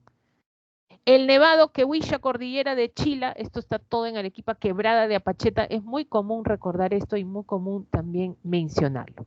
Entonces tienes ahí esto, profesora, ¿y acá qué río nace? Adivina qué río nace, está naciendo en esta zona de Arequipa, el Apurímac. ¿Ya? El río Apurímac da origen al Amazonas. Es por eso que al río Apurímac se le toma como referencia desde su naciente para generar la longitud del Amazonas, ¿ya? Del Amazonas. Entonces, lo miden desde que nace el Apurímac hasta que desemboca en Brasil. Es por eso que se habla del de mayor longitud en el mundo, ¿ya? Y acá tenemos las principales confluencias que se van a dar, sobre todo, río N, Tambo, y vamos a ver este mapita, espero les ayude. ¡Pum! Acá está. Ya, esto ya lo traje para no estar perdiendo más tiempo, porque esta vez me pierdo tiempo y olvídate. Ya tengo que hacer cívica también ahorita, ¿ya? Entonces, miren lo que está acá. Este es el nudo, vamos a poner acá. Pues hoy no me resulta esto. A ver. Este es el nudo de Pasco, acá está cerca, ¿ya? Este es el nudo de Vilcanota, por acá. ¿Listo? Entonces, miren, el nudo de Pasco, ¿qué ríos están naciendo? Marañón, Guayaga, ¿ya? Acá del nudo de Vilcanota está el Urubamba, por ejemplo. Ahora, ¿dónde se origina? Estamos hablando en el Apurímac, pues. Acá está, el río Apurímac. El río Apurímac confluye ¿con qué río? Con el Mantaro. ¿Y qué están formando? Acá están formando el N. ¿Ya? Vamos a ver acá, N. N finalmente confluye con Perené para formar el río Tambo. Acá está el Tambo, pues, que también hay Tambo en el Amazonas, ¿no? Entonces, Tambo confluye con Urubamba para formar el Ucayali, o sea, Tambo, Urubamba, el Ucayali. Y miren, nació el Ucayali, ¡oh! Y del nudo de Pasco están haciendo ¿quién? El Marañón, afluente principal del Marañón, el Guayaga. Hay otros afluentes, Morona, Pastaza, Tigre, estos son afluentes del Marañón. Y finalmente el Marañón está confluyendo ¿con qué río? Con Ucayali y se unen acá está la unión, la famosa unión, en la zona de Nauta y se está formando el Gran Amazonas. Profesora, el Amazonas en nuestro territorio es chiquitito, sí, pues es corto recorrido, ¿ya? Y si hablamos nosotros de la formación del Amazonas en este sector, porque esto es ya el Amazonas, ¿no? Fíjense los afluentes principales. Este sirve de límite de frontera entre Perú y Colombia, el río Putumayo, no te olvides del Putumayo, y es afluente del Amazonas en el sector de Brasil. Acá está el Yavarí, que sirve de frontera entre Perú y Brasil, y que también afluente del Amazonas. Acá está el Madre de Dios, miren el Madre de Dios, acá está el Manu, el río, en este caso Inambari, Tambopata, que conforman la cuenca del Madre de Dios, una de las más importantes, sobre todo en recursos de biodiversidad. Acá está el río Hit, ¿no? Que alimenta las aguas del río Madre de Dios cuando pasa al sector de Brasil. Profesora, ¿por qué es tan importante? Porque es afluente del río Amazonas en la zona de Brasil. Acá se conoce como el río Madeira. ¿Ya? Acá se conoce como el río Madeira. ¿Listo? Entonces, chicos, miren, este es un resumen chiquitito. ¿Ya? Este es un resumen chiquitito. Lo único que les puedo decir es que para hacer ríos, así como les dije esto de las cordilleras, dibujen, ¿ya? Representen mapas, hagan mapas, no solamente subrayen y hay que aprenderse de memoria, también hay que dibujar. El dibujo te va a hacer que tú te recuerdes las confluencias. Por ejemplo, Apurímac con Mantaro forma el N, N con Perené forma el Tambo, Tambo con Urubamba forma el Ucayali, Marañón finalmente y Ucayali forman el Amazonas. Si a ti te dicen qué ríos son afluentes del Marañón, está la Morona, está Pastaza, está el Tigre, está el Guayaga, ¿no? Por ejemplo, entonces puedes hacer tus afluencias finalmente para llegar a lo que es el gran Amazonas, nuestro río. Bueno, pasamos rapidito porque el tiempo es nuestro enemigo, ¿ya? Nuestro enemigo finalmente. Vamos a la vertiente hidrográfica del Titicaca. ¿Qué pasó? ¿Por qué estamos con carita triste por ahí? ¿Qué pasó? ¿Hubo trauma por ahí? Ojalá que no, chicos. Bueno, quisiéramos tener más tiempo, ¿ya? Porque esto es para explicar, más grande, más específico, y es un tema que ha crecido con el tiempo, sobre todo lo que vendría a ser la vertiente hidrográfica. Hay más temas todavía. Todo se puede, ¿ah? Todo se puede. La vertiente del Titicaca ya es distinto, estamos hablando de 3,6% del territorio nacional y 0,56% de aguas nacionales. Miren las características generales. Ojo que sí es una cuenca endorreica, ¿no? Porque la desembocadura, el colector principal va a ser el lago Titicaca. Las cordilleras principales, Carabaya y Volcánica, origen de sus aguas de esos ríos. Miren, esta vertiente es netamente andina, altoandina. La compartimos con Bolivia, ojo, ¿no? Y sus ríos, cómo nacen sus aguas, son de origen glacial y pluvial, ¿ya? El cauce es rocoso, curso corto, recorrido, el recorrido es andino, netamente es andino, miren, o sea, no es que se va de la sierra a la costa, de la costa a la zona amazónica, no, pero también son irregulares, caudales poco, ¿no? Y torrentosa también, ¿ya? Entonces, ¿cuáles son los principales ríos de la vertiente hidrográfica? Miren, tenemos acá un mapita, esta es la cordillera de Carabaya. La cordillera de Carabaya, esto fue pregunta de examen también en algún momento. ¿Cuáles son las cordilleras que flanquean el sector de la vertiente del Titicaca? Uno es la Carabaya y acá está la cordillera volcánica. Profesora, ¿dónde están los volcánicos? Claro, pues acá está la cordillera volcánica, ¿ya? Y la cordillera de Carabaya está más para el sector de Bolivia, miren, ¿no? Y tenemos acá ríos que sirven de límite de frontera entre uno y otro país, ¿no? El caso del río Suches, acá está, uno, ¿ya? Estamos hablando del río, en este caso, también Desaguadero, parte de lo que es también otro río que podemos encontrar, está el Suches y el Desaguadero, ¿ya? Límite de frontera entre Perú y Bolivia. Ahora, hay que destacar el río Desaguadero algo. Ojo, único efluente, ¿ya? Único efluente. Pregunto, a ver, chicos, si me están escuchando, ¿efluente es cuando descarga agua o cuando alimenta agua? A ver, único efluente, ¿descarga o alimenta? Descarga. Descarga, pues, ¿no? Obvio. Profesora, ¿y es el único que sale del Titicaca? Claro que sí. Es el único que saca agua del Titicaca. Lo lleva a otro lago, imagínate cómo se llama el lago. Acá está el lago Popó. Y esto está en Bolivia, Ya, finalmente está desembocando en el lago Popo. Profesora, mira, ni para que te olvides, ¿no? Desagua, como que el desagüe, una cosa así, se lo lleva a Bolivia y de Bolivia lo desemboca en el Popo, ¿no? Ahí está. Dicen que el lago Popo se está secando, ¿no? Ahora, ¿cuál es el río, en este caso, más importante? Es el río Ramis, ¿ya? Tenemos acá, por ejemplo, nace en el Nevado de Ananea, en el nombre del Río Grande, y es el más extenso de la vertiente. Profesora, ¿este es el Ramis? Sí, para que se forme por eso dicen, es el más extenso. Miren, Ayaviri, el Azángaro están confluyendo finalmente. Hay otros ríos, en este caso secundarios también, que generan esta famosa cuenca. ¿Ya? Es la más extensa de la zona de la vertiente del Titicaca. Y tenemos, por ejemplo, el Coata, que abastece, fíjense por dónde está pasando el Coata.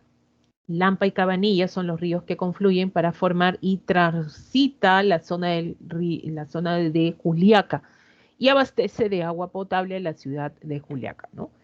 Tenemos el río Ilave, ¿ya? El Ilave, en este caso, segunda cuenca más extensa. La primera es el Ramis, segundo es el Ilave en extensión, justamente, y tiende a secarse también, ¿no? A veces periodos secos y de menor pluviosidad, pues no hay mucha agua que encontremos acá, ¿ya? El Huancané, que desemboca muy cerca, fíjense que el Huancané está cerquita del Ramis, algunos pensaban que era afluente del Ramis, no, es un río, es una cuenca aparte, desemboca en el sector norte del lago.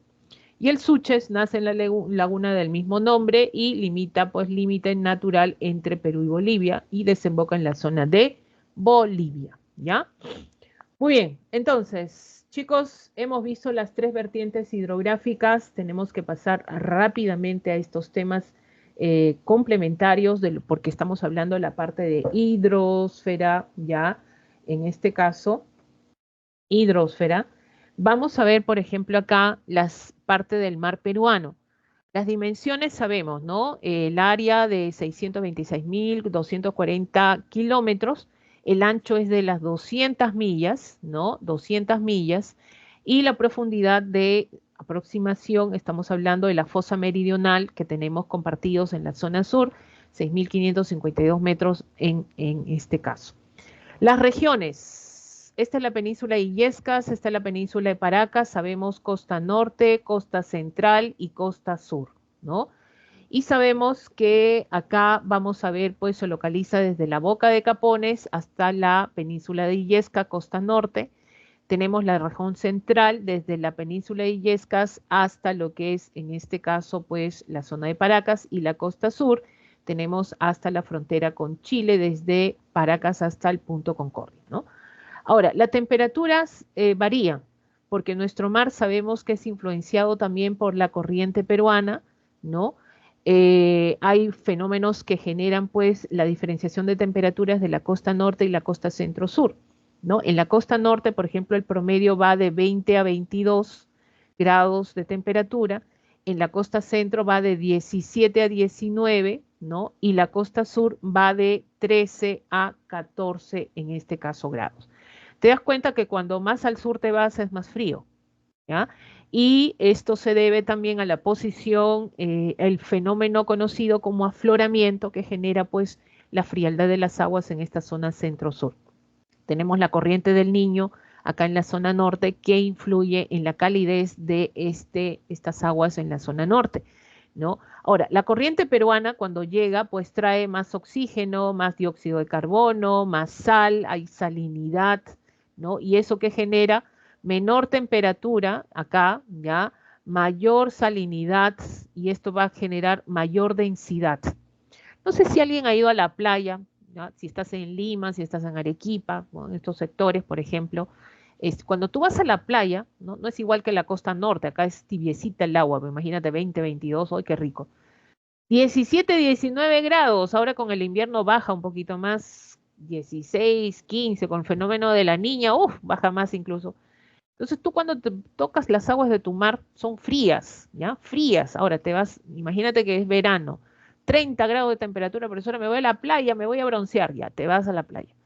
Y cuando hace un calor terrible, te metes al mar, ¿no? Pues el agua es friecita, ¿no? Friecita, y eso que hace calor, es friecita. Pero una vez que te bañas, ¿cómo sales? Así como que, ¿no? Así como que no te hubieras bañado, así, así como que, ¿no? Pegajoso, ¿no? Y tienes que echarte pues un duchazo de agua fría, ¿no? ¿Eso qué significa? Que hay mucha sal, hay mucha sal. Entonces la corriente peruana está trayendo todo esto, ¿no? Y genera que si existe mucha sal, se genera que las aguas sean viscosas, ¿no? Genera una viscosidad, ¿no? Entonces, esa es la característica que va a tener nuestro mar en la costa centro-sur, ¿no? Y es por eso que como es viscosa, no es así un agua transparente, ligera, como el agua dulce, no, sino es viscosa, ¿qué va a pasar con los elementos que existen en esta zona, que es el plancton, ¿ya? Sobre todo dentro del plancton, el organismo vegetal que es el fitoplancton, ¿ya? ¿Qué va a pasar con este organismo vegetal? Pues va a flotar en esa agua viscosa. Es por eso que el color verdoso lo tiene la costa centro-sur, ¿ya? Y un azul plomizo en la costa norte, ¿no? Que no hay tanta abundancia, no hay tanta viscosidad ni concentración de sal en la costa norte, como en la costa centro-sur, que es más viscosa, más pegajosa, ¿no? Y es por eso que favorece que estos organismos estén flotando a esta situación, ¿ya?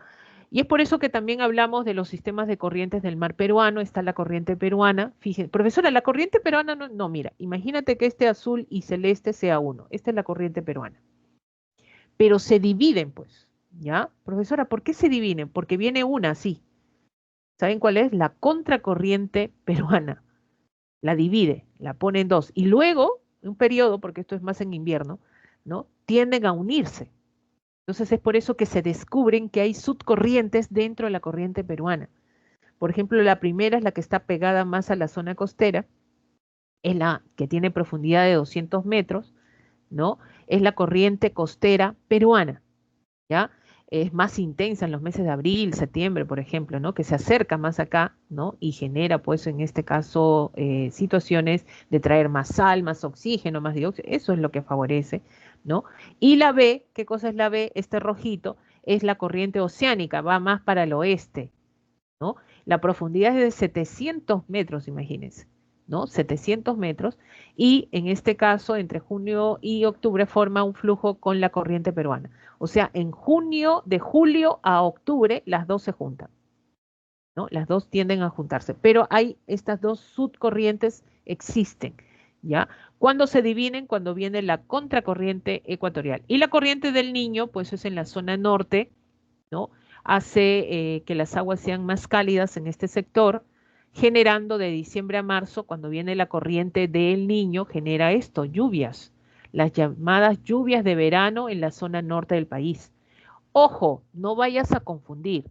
Esto es corriente del Niño, viene todos los años. Otra cosa es el fenómeno del Niño, ¿no? Que lo vamos a explicar en otra clase, ¿ya? Es muy distinto. Esto viene todos los años y es parte del recorrido normal, se podría decir, ¿no? Que tiene estas corrientes de aguas cálidas, ¿ya? Y acá está el fenómeno de afloramiento, que es un fenómeno, y a ti, cuando te pregunten, porque antes mucho se creía que las aguas de nuestro mar son frías debido a qué, ¿ya? Son frías debido a la corriente peruana. Eso es falso. Ojo que la corriente peruana contribuye, pero no es el factor principal de la frialdad de nuestras aguas. ¿Qué tienes que marcar cuando te dicen por qué las aguas de nuestro mar son frías? Por el fenómeno de afloramiento. Es el proceso por el cual las aguas superficiales frías, más ricas en sales minerales, ascienden a la superficie. En otras palabras, ¿conviene tener una gran plataforma continental? Sí. La plataforma continental favorece que exista más afloramiento, ¿ya? Entonces, ¿qué es el ascenso de las aguas frías? Porque tú te vas más profundo, hay menor temperatura de las aguas. Entonces, ¿qué sucede con el fenómeno de afloramiento? Estas aguas ascienden. Ahora, la pregunta es, profesora, ¿por qué ascienden? Bueno, hay uno de los factores principales es producido por los vientos alisios, ¿ya? Otro puede ser también el desnivel del nivel de temperatura. Otro es la salinidad. Otros son los relieves. Otros son las corrientes. Hay muchos factores. pero uno de los principales habla de los vientos alisios. Es como que tú muevas las aguas, a ver, mueve las aguas, ¿no? Que se vayan de las aguas profundas, suban a la superficie en una bandeja de agua. Entonces deben haber muchos factores, viento, relieve, ¿no? Situaciones, en este caso, de composición química, todos ellos intervienen, ¿ya? Pero acá estamos hablando, en primer lugar, de los vientos alisios. Entonces, cuando estas aguas ascienden, no solamente ascienden las aguas frías, también nutrientes, ¿ya? Nutrientes. Gracias a esto, ¿no? Se ascienden y están en la superficie. Profesora, ¿y esto es bueno? Claro, nitritos, fosfatos, silicatos están acá, ¿no? Profesora, ¿y eso favorece acá al plancton? ¿No? Al fito y al zoo, ¿ya? Y profesora, ¿por qué todo lo que sube no tiene que bajar rápido? ¿Por qué? Porque estas aguas son ¿qué? Son viscosas, tienen mucha densidad. Entonces, estos van a flotar por mucho tiempo y después van a bajar poco a poco, pero flotan. ¿Y eso es favorable, profesora? Sí, porque acá se está iniciando lo que es la cadena trófica. Si hay muchos nutrientes, va a haber mucho fitoplancton, mucho zooplancton, la luz del sol, fotosíntesis. Miren, y acá inicia la gran diversidad de riqueza etiológica que tenemos. Gracias a este fenómeno de afloramiento, tenemos nuestras aguas frías que favorece la gran diversidad de recursos que tenemos en esta zona nuestra, de nuestro país, de nuestra costa, sobre todo en nuestra zona de geomorfología marina, ¿no? Las principales zonas de afloramiento, las bahías, ¿ya? Ahí está Paita, Pimentel, Salaberry, Guarmey, Supe, Pisco, San Juan y Mollendo, en la zona, parte de la zona norte, centro y sur de nuestro país, donde se produce este tipo de fenómeno y es favorable para el desarrollo de nuestra abundancia ictiológica, ¿ya? Y bueno, tenemos acá los glaciales en el Perú y su importancia. Bueno, sabemos que son extensas masas de hielo, aguas criogénicas que están en nuestras zonas, sobre todo de cordillera. Estamos hablando que estos se encuentran, estamos hablando de 5.000 metros sobre el nivel del mar. Esto es un bueno, es almacenar agua dulce para el futuro, ¿no? Lamentablemente, con el cambio climático, esto está trayendo estragos, ¿no? El Perú tiene 3.044 glaciales que almacenan 56,15 kilómetros de hielo y contribuyen a la formación de cuencas, o sea, de ríos o también formación de lagos. Lamentablemente, las tres cordilleras más grandes, ¿no? Están siendo, pues, afectadas por el cambio climático. Miren cuáles son estas cordilleras que almacenan más volumen de hielo en nuestro sector, ¿no? Tenemos ahí, en este caso, la Cordillera Blanca, la Vilcanota y la de Ampato, ¿no? Lamentablemente, la Cordillera Blanca está sufriendo estragos del cambio climático y las consecuencias se van a ver posteriormente. O ya se están viendo también en algunos casos, ¿no? Entonces, es importante, profesor, el día que desaparezca esto va a traer consecuencias, pues, ¿no? No olvidemos que la mayoría de los ríos de la costa dependen de los glaciales, no olvides de los ríos de la vertiente del Pacífico, origen glacial pluvial, ¿no? Entonces, imagínense si esto desaparece, va a traer consecuencias de todas maneras, ¿ya? Y por eso tenemos el manejo de cuencas. ¿Qué cosa es manejo de cuencas? Es la forma de administración del territorio. Imagínense, acá tenemos un río, ¿no? Un río, curso alto, curso medio, inferior, miren dónde hay asentamiento de la población. Entonces, ¿qué cosa es administrar? Manejo de cuencas es administrar los recursos en una cuenca. ¿Qué recursos, profesora? Suelo, bosque y agua. ¿Ya? Esto se ha creado, ¿ya? Esto se ha creado para generar, administrar mejor los recursos, sobre todo en lo que es suelo, ¿ya? Agua y bosque. Bosque me refiero a no es que vas a encontrar bosque en todo lugar, sino a la vegetación, ¿no? Entonces, ¿qué haces tú? Por ejemplo, si yo tengo, este es el río Rímac, ¿no? Voy con el río Rímac, divisoria de aguas, ¿no? Desemboca en el mar. Entonces, ¿cómo yo manejo la cuenca del Rímac?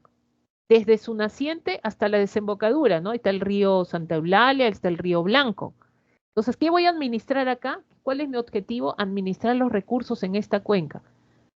Suelo, hay que cuidar, no vas a contaminar, pues, ya vas a desarrollar agricultura, sí, pero usa, ¿no? Fertilizantes adecuados, ¿no? Entonces ahí estás cuidando el suelo. Agua, ya pues, no contaminemos el agua o tomamos agua del RIMAC, administramos adecuadamente el recurso agua. Ah, vamos a construir obras hidráulicas ahí para almacenar el agua, muy bien. Y la vegetación, bosques que rodean lo que es la zona de la cuenca del Rímac. Si tú haces eso, eso se trabaja en conjunto con la población y las autoridades. Entonces, esto es manejo de cuenca. ¿Qué cosa es? Uso racional, sostenible de los recursos naturales de suelo, bosque y agua. ¿Ya? A eso se refiere manejo de cuencas. Y tenemos ahí la gestión de riesgo, dice es la anticipación de los desastres, es decir, tomar medidas adecuadas para prevenir o mitigar las consecuencias de cualquier fenómeno natural, reduciendo así las pérdidas humanas y materiales. Profesora, no entendí. Mira, cuando hablamos de gestión de riesgo, estamos hablando de anticipación de desastres. Lo voy a poner con rojo para que no se olviden. Anticipación de desastres. Por ejemplo, gestión de riesgo sería, ¿no? ¿Qué sería gestión de riesgo? Estás en una, fíjense, están en este caso, en un río, el río está creciendo, generar, construir muros de contención, ¿no? Poner muros de contención para que cuando crezca el volumen de las aguas de este río, pues no se desborde. ¿Qué estoy haciendo? Previniendo. Prevención. Todo lo que tenga que ver con prevención, ¿ya? ¿Qué significa? Gestión de riesgo. Profesora, estoy limpiando el cauce del río. ¿Cómo se llama eso? Descolmatar el río.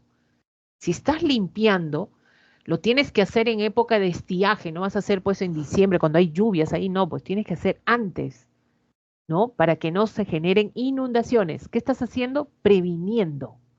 ¿Qué significa prevenir? Gestión de riesgos. Lo que quieres evitar, ¿qué cosa es? Pérdidas materiales y sobre todo humanas, ¿no? Entonces, siempre hay riesgo, siempre hay un riesgo que correr, ¿ya? Por ejemplo, tú estás en tu casa, hay riesgo. El hecho que pongas una escalera ya es un riesgo, ¿ya? Ahora, le pones baranda a la escalera, estás mitigando el riesgo, ¿no? Y ahora, mira, en la escalera, tú bajas tu escalera y pones una silla, estás aumentando el riesgo porque alguien puede bajar y se puede caer, ¿no? Entonces, fíjense cómo se manifiesta eso. Entonces, gestión de riesgo, profesora, es todo lo referido a prevención, mitigar, ¿ya? Entonces, estabilizar laderas, construcción de represas que regulen el agua del río, limpieza, descolmatación, ordenamiento territorial, ya pues las casas no pueden estar cerca del cauce de los ríos, porque de todas maneras tu lugar se va a inundar. Entonces hay que prevenir, hay que sacar a esas personas. ¿Qué estás haciendo? Gestión de riesgo. Definición de zonas no habitables, reubicación de viviendas, todo eso es gestión de riesgo, ¿ya? Gestión de riesgo. Muy bien, hoy nos gana el tiempo. Profesora, ¿y esto qué es? Mire, esto es el manejo de cuencas y gestión de riesgo que hacían los incas. Ellos hablaban, por ejemplo, ellos no habitaban la zona de los cauces cerca del cauce de los ríos. Ellos se alejaban de ahí, ¿no? Generaban reservas, acueductos, mira, los famosos camellones, esto viene de Tiahuanaco todavía, ¿no? Formación de lagunas, esto para reservar el agua, para generar una agricultura, en este caso, sostenible, ¿no? Hoy en día todo está poblado, depredado por todos lugares y ya no hacemos caso, pues, a las medidas en este caso, de gestión de riesgo, ¿no? Para no generar, pues, problemas. Muy bien, vamos entonces a la primera pregunta. Dice, un docente de geografía, rapidito, a ver si podemos, alguien tiene clave en buena hora. Voy a dar la explicación rápida nomás, chicos, por la cuestión de tiempo. Tenemos que ver la parte de educación cívica, ¿ya?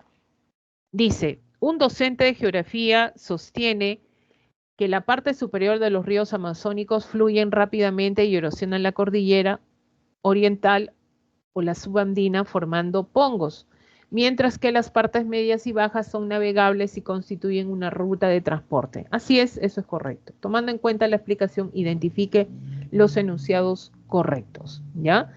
Dice, el educador hace referencia a la vertiente hidrográfica más poblada y extensa del Perú. Bueno, te está hablando de los ríos amazónicos. Pregunto, ¿es la más poblada? ¿En la Amazonía hay mayor población? No, ¿verdad? ¿O sí? ¿De repente alguien pueda tener una información distinta? No creo, ¿ya? Si estamos hablando de la vertiente del Amazonas, ¿qué significa? Es la más extensa, sí, esto es correcto, pero no la más poblada. La más poblada es la vertiente del, en este caso, del Pacífico. Esto es incorrecto. Los ríos Putumayo, ¿ya? Los ríos Putumayo, Napo, Santa Rosa y Arabí cumplen la descripción dada por el profesor. No, porque estos ríos, todos estos ríos, Putumayo, por ejemplo, Yarabí, el Napo, son afluentes del río Amazonas, ¿ya? Y ellos no están formando pongos, pues, ¿no? Los ríos más importantes que tienen mayor caudal y en este caso que confluyen para formar el Amazonas son los que forman pongos, ¿no? Por ejemplo, y acá no, ellos no, ¿ya? El río Marañón al erosionar la cordillera forma pongo. Sí, esto es correcto, lo vimos la semana pasada también, ¿no? El río Marañón corta la cordillera oriental, forma el Pongo Rentema, la Sumandina, el Manseriche. Y eso es correcto. Por la descripción dada se infiere que son de régimen regular. Los ríos amazónicos son de régimen regular, de curso prolongado, o sea, son largos, y de mayor caudal, y eso es correcto. Entonces, chicos, ¿cuál es la clave? A ver, ¿cuál es la clave? Ustedes me dicen la clave. ¿Cuál sería la clave? A ver, a ver. La E. Muy bien. Clave, la E.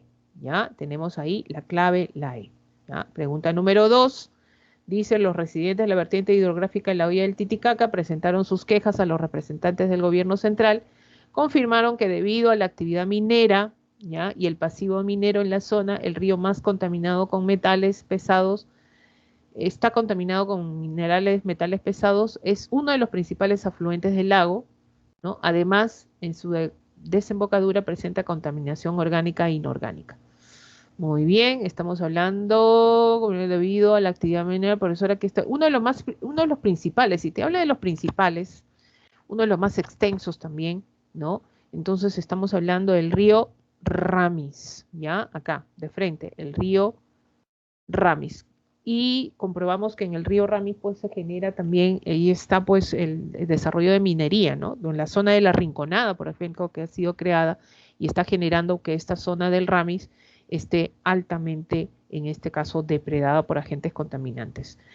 3, nos vamos a la pregunta 3, dice, según un experto oceanográfico, el área marina frente a la costa central y sur peruana presentan características muy especiales que son causadas principalmente por un complejo sistema de corrientes superficiales y subsuperficiales asociada a la variación zonal y temporal del fenómeno de afloramiento. Los mismos que, entonces te están preguntando acerca del fenómeno de afloramiento, ¿ya? Entonces, son favorecidos por la intervención de vientos alisios del suroeste, generan escasez de oxígeno, no hay escasez de oxígeno, más bien hay abundancia de oxígeno, ¿ya? Realizan el proceso de la fotosíntesis a lo largo del litoral costero, pero eso no está relacionado necesariamente con el fenómeno de afloramiento, influye al clima costero y esto es a la diversidad del ecosistema.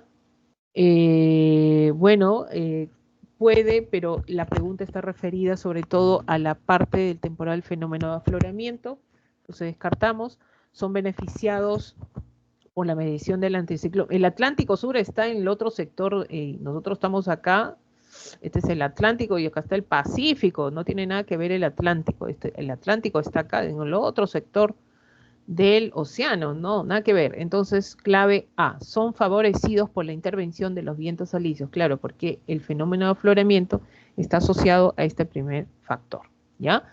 Y la 4, chicos, lo dejo para ustedes y dejo las claves generales, ¿ya? Claves de la semana 6 de geografía y ahora sí pasamos a la parte de educación cívica. Ojalá nos alcance el tiempo. Vamos, vamos.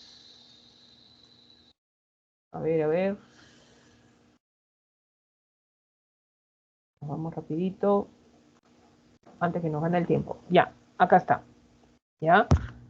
Bueno, ¿Qué tenemos en la parte de educación cívica? Esta vez vamos a ver lo que es problemas de convivencia del Perú, lo que es la convivencia democrática, lo que es la parte de la sustentación de cultura de paz, discriminación, corrupción y delincuencia, los principales problemas que van en contra de la convivencia democrática, ¿ya?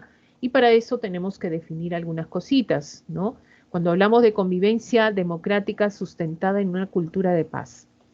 Bueno, vivir en democracia, ¿no? Respetar los derechos, también hacer cumplir los deberes, ¿no? Estamos hablando sobre todo dentro de la sociedad. Entonces, la convivencia democrática significa vivir, ¿ya? Vivir con el que piensa distinto o el que tiene diferente raza, idioma, religión, ideología o cultura, eh, respetándolo, ¿no? Generando, pues, en este caso, equidad, igualdad. Este vivir tiene que estar en armonía sin que los derechos de una persona, en este caso, ¿no? Se menoscaben en ningún sentido. ¿Ya? Entonces, la convivencia democrática, para yo vivir adecuadamente, es como que imagínense en su casa, ustedes no hacen lo que le da la gana en su casa, ¿no?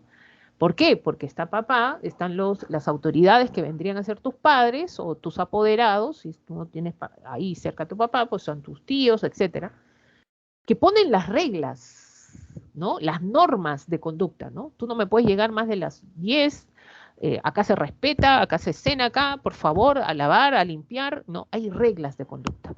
Entonces, cada uno se rige por esas reglas que se establecen, ¿para qué? Para vivir en una convivencia adecuada, pues. Imagínate que cada uno haga lo que le da la gana. Entonces anda a ver los conflictos que van a generarse. Entonces, la idea, imagínate, eso en tu familia, imagínate en la sociedad, que es mucho más complicado, ¿no? Donde tenemos ahí razas, idiomas, religiones distintos y tenemos que saber respetar eso. Entonces, para vivir adecuadamente en una convivencia adecuada, respetando, como dicen, la parte democrática, entonces tenemos que guiarnos de normas, ¿ya? ¿Qué son las normas? Pautas de comportamiento que guían, regulan y ordenan la vida de las personas y de los colectivos y acuerdos, en este caso, a ciertos valores en situaciones determinadas. O sea, esta convivencia democrática, profesora, yo tengo que regirme de normas, claro.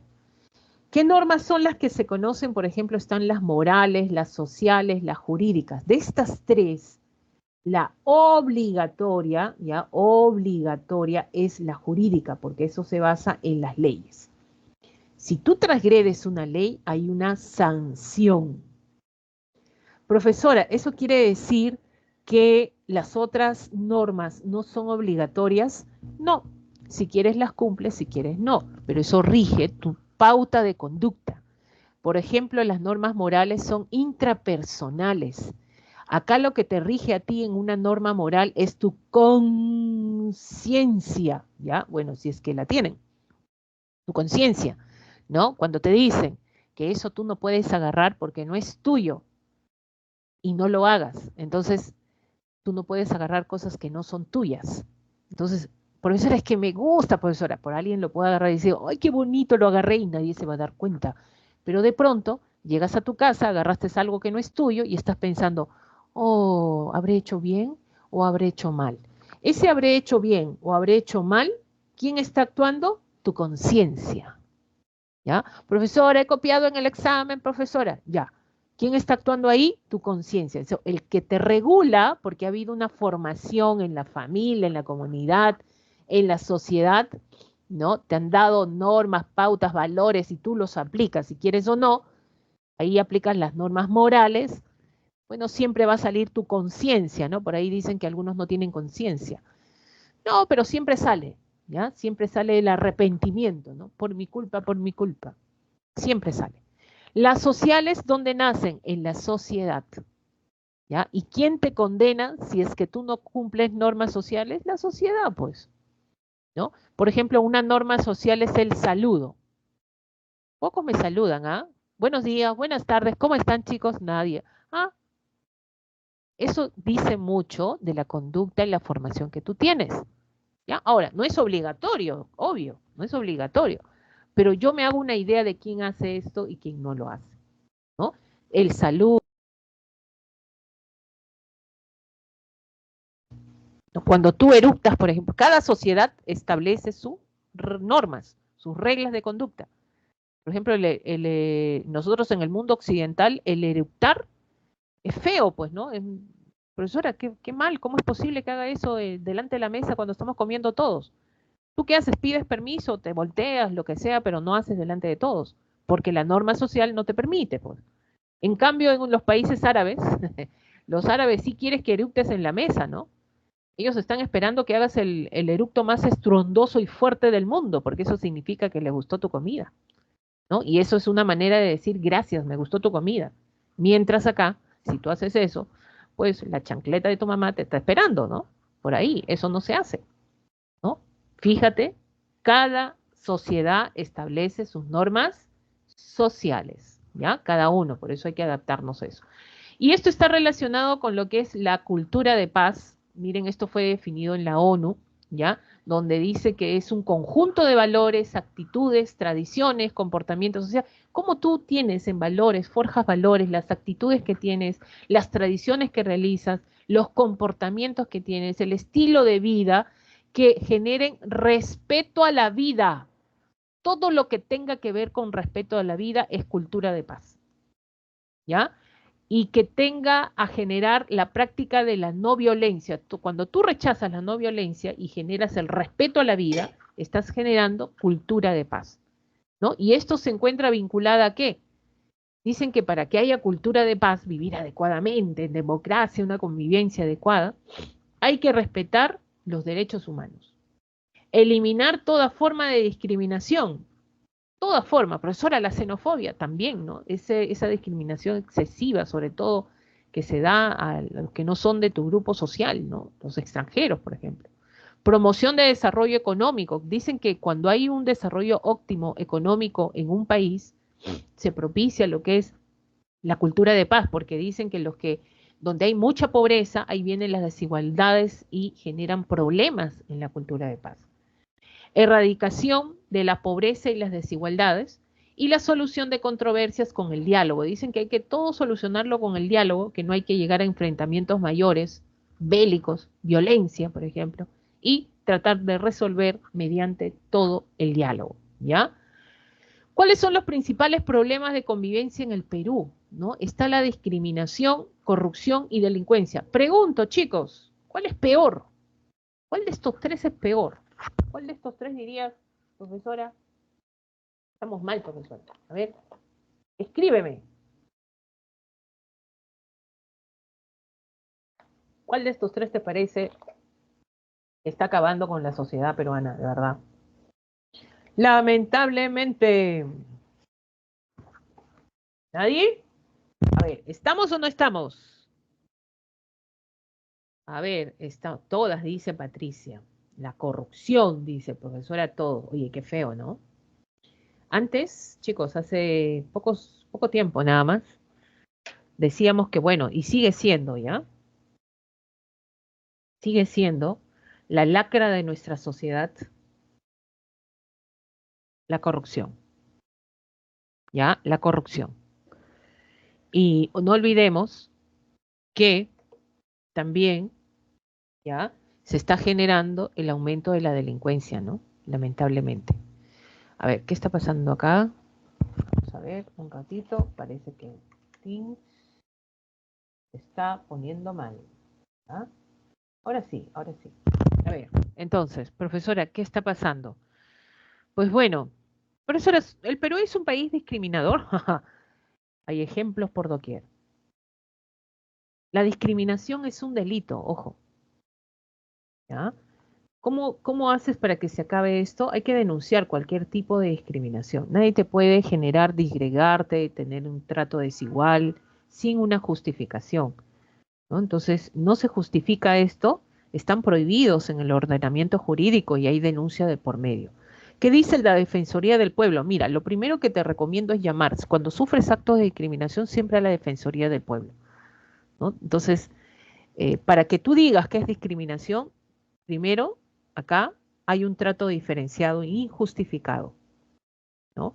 Entonces, este trato indiferenciado se basa en un motivo prohibido, ¿no? Te están prohibiendo la entrada a un lugar, por ejemplo, por el hecho de cómo te vistes, ¿ya? O porque te dicen que te saques o que el corte que tienes de cabello no les parece, ¿no? O que se limitan en la reserva de admisión porque, bueno, te ven de un color distinto al que todos entran y menos tú, por ejemplo, ¿no? Que se produzca la anulación menoscabo del reconocimiento o goce de tu derecho, que es la libertad en algunos casos cuando se genera la discriminación, ¿ya? Entonces, para terminar todo eso hay que generar, pues, ¿qué cosa? La denuncia respectiva. Tipos de discriminación está lo social, ¿no? Ahí, general, que tú vives en San Isidro y de repente en Las Lomas, ahí por La Molina, o de repente por Comas, Caraballo. Profesora, me están discriminando por mi estrato social. Y eso no debe ser, ¿ah? No debe ser en ningún momento. Actos de discriminación se denuncian. Por cualquier institución que te trate por el origen de tu condición social, hay que, en este caso, pues, en este caso, denunciar. Étnico, desvalorar sobre todo los grupos étnicos que vienen y tienen un origen respectivo, ¿no? Finalmente. Y tú no puedes menoscabar que ellos son menos que tú. Y eso es también acto de discriminación. Laboral, ¿no? El trato inferior que se hace, ¿no? El desempeño laboral, ¿no? Porque el hecho que tú seas un jefe, tú tengas a tratar mal a las personas, ¿no? O generar tratos o maltrato dentro del trabajo, o solo porque eres el jefe, ¿no? Religioso, tú tienes libertad de las creencias religiosas, tú puedes expresar y solo por decir, profesora, es que yo soy mormón, profesora, ya pues, y nadie te viene y me está discriminando porque dicen que yo soy, el católico es mejor y yo soy mormón, yo no sirvo, yo no valgo, no, las creencias son libres y nadie puede generar eso, ningún sistema, ni siquiera público, ni la zona de, en este caso, de la parte de las redes sociales, mucho menos. Ideológico, pues bueno, ¿no? Las diferencias ideológicas hacen pues que generen estos conflictos también, por ejemplo, entre los partidos políticos, a veces que ellos mismos generan esos actos discriminativos, ¿no? Por el hecho como piensen, ¿no? El hecho que yo piense que no estoy de acuerdo con un partido, eso no significa pues que se me va a discriminar o me va a catalogar de una forma, ¿no? Por un lado, este conflicto político que tuvimos, y todavía tenemos, pues hablaban de que eres terrorista, ¿no? Por el hecho de que no piensas como unos, eres terrorista, y eso me parece pues fuera de lugar y altos totalmente que se denunciaron a la Defensoría del Pueblo también, ¿no? Nacionalidad, pues, no, profesor, es que ellos son de otro país, yo no los quiero, profesor, que se vayan. No, no puede generar eso también, el hecho que sean de un país que genere actos discriminativos, ¿no? Entonces, tienes que generar la empatía. No puedes, ellos pueden denunciarte también por actos discriminatorios, ojo. La discapacidad, no, profesor, esa persona no puede, le falta un piecito, le falta una pierna, no. No podemos. Hoy estamos hablando de la inclusión, se ha generado y no podemos discriminar a alguien por esa condición, ¿no? O por la orientación sexual, ¿no? Hoy día tenemos que ser más tolerantes, ¿no? Hay de todo, ¿no? Todes, por ahí también dicen. ¿Y por qué? ¿Por qué no? Hay que ser más tolerantes y consecuentes, ¿no? En esta situación. Todos están protegidos ante la ley, ¿ya? Ante la ley, por si acaso. Acá viene la corrupción para todos, por profesora, tiene que haber, mira, para que haya corrupción tiene que haber un corrupto y un corruptor, ¿ya? Entonces, lamentablemente, esto es para obtener ventajas y esto se da entre las personas naturales, ¿ya? Entre las personas naturales, ¿ya? Y los funcionarios públicos, ¿ya? Los funcionarios públicos que vendrían a ser los corruptos, ¿ya? Y el que te corrompe, las personas naturales, ¿no? El corruptor. Ahora, entre ellos, ¿qué cosa hay? Un beneficio que van a obtener, un beneficio, ventaja, y a través de un pago indebido, que es la coima, ¿ya? Y todo esto se genera, ¿por qué? Por la ambición, la codicia, la falta de valores, la escasa conciencia social, el desconocimiento de lo legal e ilegal, la baja autoestima, la impunidad. Esto es lo que está generando que la corrupción no acabe. Y la corrupción viene de años, porque no hay sanción adecuada, ¿no? Por ahí me decían, pero eso era pena de muerte, profesora. Tampoco, ¿ya? Y afecta la gobernabilidad, la confianza en las instituciones y los derechos de las personas, lamentablemente. Estamos en el ranking. Perú lidera el ranking de la corrupción en América Latina, por fin en un ranking. ¿Cuáles son los tipos de corrupción? Facilito, rapidito. Cohecho o soborno. ¿Qué cosa es? Hay dos formas. Miren, para que haya cohecho o soborno tiene que haber una coima, ¿ya? Un pago indebido, ¿no? Pasivo es cuando el delito, ¿ya? La persona que incurre en este delito es el funcionario. Esto es pasivo, cuando el funcionario o servidor público te ofrece, te pide a ti, ¿no? En este caso, te solicita, condiciona para que entregues una promesa o donativo, ¿no? Entonces ahí has pasado la luz roja, viene el policía y te dice, ya pues, ¿cuánto es? Entonces, si el policía te dice, porque es el servidor público, te dice cuánto es, entonces él está generando cohecho pasivo, o sea, parte de él. Ahora, cuando parte de ti, que eres una persona natural, ya, tú eres el que está generando la corrupción, entonces esto se conoce como activo, ¿no? El policía viene, te dice tus papeles y tú de frente le dices, ya pues jefe, ¿cuánto hay? Ya, mira, acá tiene para su gaseosa, jefe. Entonces, ¿qué estás haciendo ahí? Esto es cohecho activo, es cuando la persona natural, o sea, tú ofrece o promete a un funcionario o servidor público donativo, ¿ya? Eso es cohecho o soborno. Ahora, peculado es cuando tú te apropias de cualquier forma para sí o para otro dinero o bienes que se hayan confiado por razón de su cargo. Tú eres alcalde, un alcalde que tiene recursos de la alcaldía, es para toda tu jurisdicción, pero estás utilizando el carro del municipio, estás utilizando para que tu esposa vaya de repente a comprar el supermercado, recoja a sus hijos. Eso es peculado, no puedes agarrar ningún bien, ningún servicio que es para el servidor o funcionario, lo estás atribuyendo en otras situaciones, eso se conoce como peculado. Fíjense, capturan en Arequipa al chofer de gobernadora de Moquegua que usó el vehículo para fines personales. Tú no puedes usar nada del Estado con fines personales. Profesora, es que necesito mi adelanto, pues, ahí voy a agarrar una platita para mi adelanto, mi compra de mi departamento. Peculado, ¿ya? Ahí ya sabes cuál es la sanción, mínimo 8 años. Colusión. Colusión es cuando se asocian el funcionario, una empresa en contra del Estado, o sea, ganan licitaciones, compran medicamentos a gran costo y finalmente el Estado se perjudica y ellos son los beneficiados, ¿no? Tienden a beneficiarse, perjudicando totalmente al Estado. Entonces, en colusión, coluden varios para perjudicar al Estado, ¿ya? Tienen el tráfico de influencia, miren, les hago de frente en este caso el ejemplo. Oye, ¿sabes qué? Tienes un problema en el Poder Judicial, mira, yo sabes, mi primo es juez, ¿ya? Mira, soy el mediador yo. Mi primo es juez, te va a sacar rapidito, te va a resolver todos los problemas, ¿ya? Mira, ¿sabes qué? 3.000 soles, dame 3.000 soles y te resuelvo tu contienda, en este caso judicial. Tráfico de influencias. Oye, ¿sabes qué? Tú vas a salir en el segundo puesto, ¿no? En el examen. Yo necesito 5.000 soles, ¿ya? Yo conozco un conocido ahí que te va a sacar y vas a ingresar. Tráfico de influencias, y esto es penado tanto para el que paga como para el que realiza el tráfico. Ojo, jamás caigan en eso, chicos, ¿ah? Nunca, nunca, nunca, mejoras tu trámite normal. Malversación de fondos, ¿qué significa? Me han dado plata para comprar, ¿qué cosa? Vacunas, y de pronto yo compro, ¿qué? Mascarillas. Imagínate, el desnivel, ¿dónde se ha ido ese dinero restante? Malversar fondos es tener un dinero para un fin y tú utilizarlo para otro fin. Eso es malversar fondos. Y cobro indebido, ¿qué cosa es? Abusas, exiges, pagas contribuciones fuera del lugar, o sueldos, ¿no? O remuneraciones en cantidades que exceden la tarifa legal, ¿ya? Un cobro indebido. Por ejemplo, te cobran ahí para entrar a la PAFA, pues es 10 soles y de pronto te cobran 500 soles. Eso es cobro indebido, por ejemplo.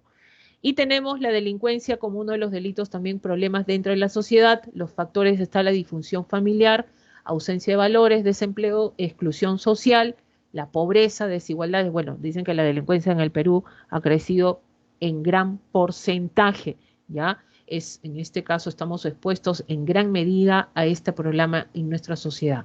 Los tipos de delincuencia está contra la vida, el cuerpo y la salud, contra la libertad, contra la dignidad humana, contra los derechos intelectuales, los delitos tributarios también, contra la tranquilidad pública, contra el patrimonio, por ejemplo, el hurto y el robo. Profesora, ¿es los mismos? No. Hurto es cuando te roban el celular y no te has dado cuenta, o sea, no ha habido violencia. Robo es cuando hay violencia, ¿no? Ahí te han apuntado un arma blanca, etcétera, por ejemplo. Ahí está la diferencia, ¿no? Es por eso que cuando tú denuncias te preguntan cómo fue, para saber cómo denunciar, ¿no? Delitos ambientales, está contra la seguridad vial, contra la familia y contra la humanidad también, ¿ya? Muy bien, chicos, lo tienen también desarrollados ustedes en su boletín, ya está contra la fe pública, que es la falsificación de documentos, contra el honor, la calumnia, la injuria, la difamación que se realiza. No, nadie puede hablar en contra tuya tampoco y difamarlo, ¿no? En este caso, contra el patrimonio cultural, contra los poderes del Estado y el orden constitucional, contra el Estado y la defensa nacional. ¿Ya? Entonces vamos a tener acá, terminar. Chicos, chicas, muchas gracias. Voy a dejar las claves de las preguntas de educación cívica.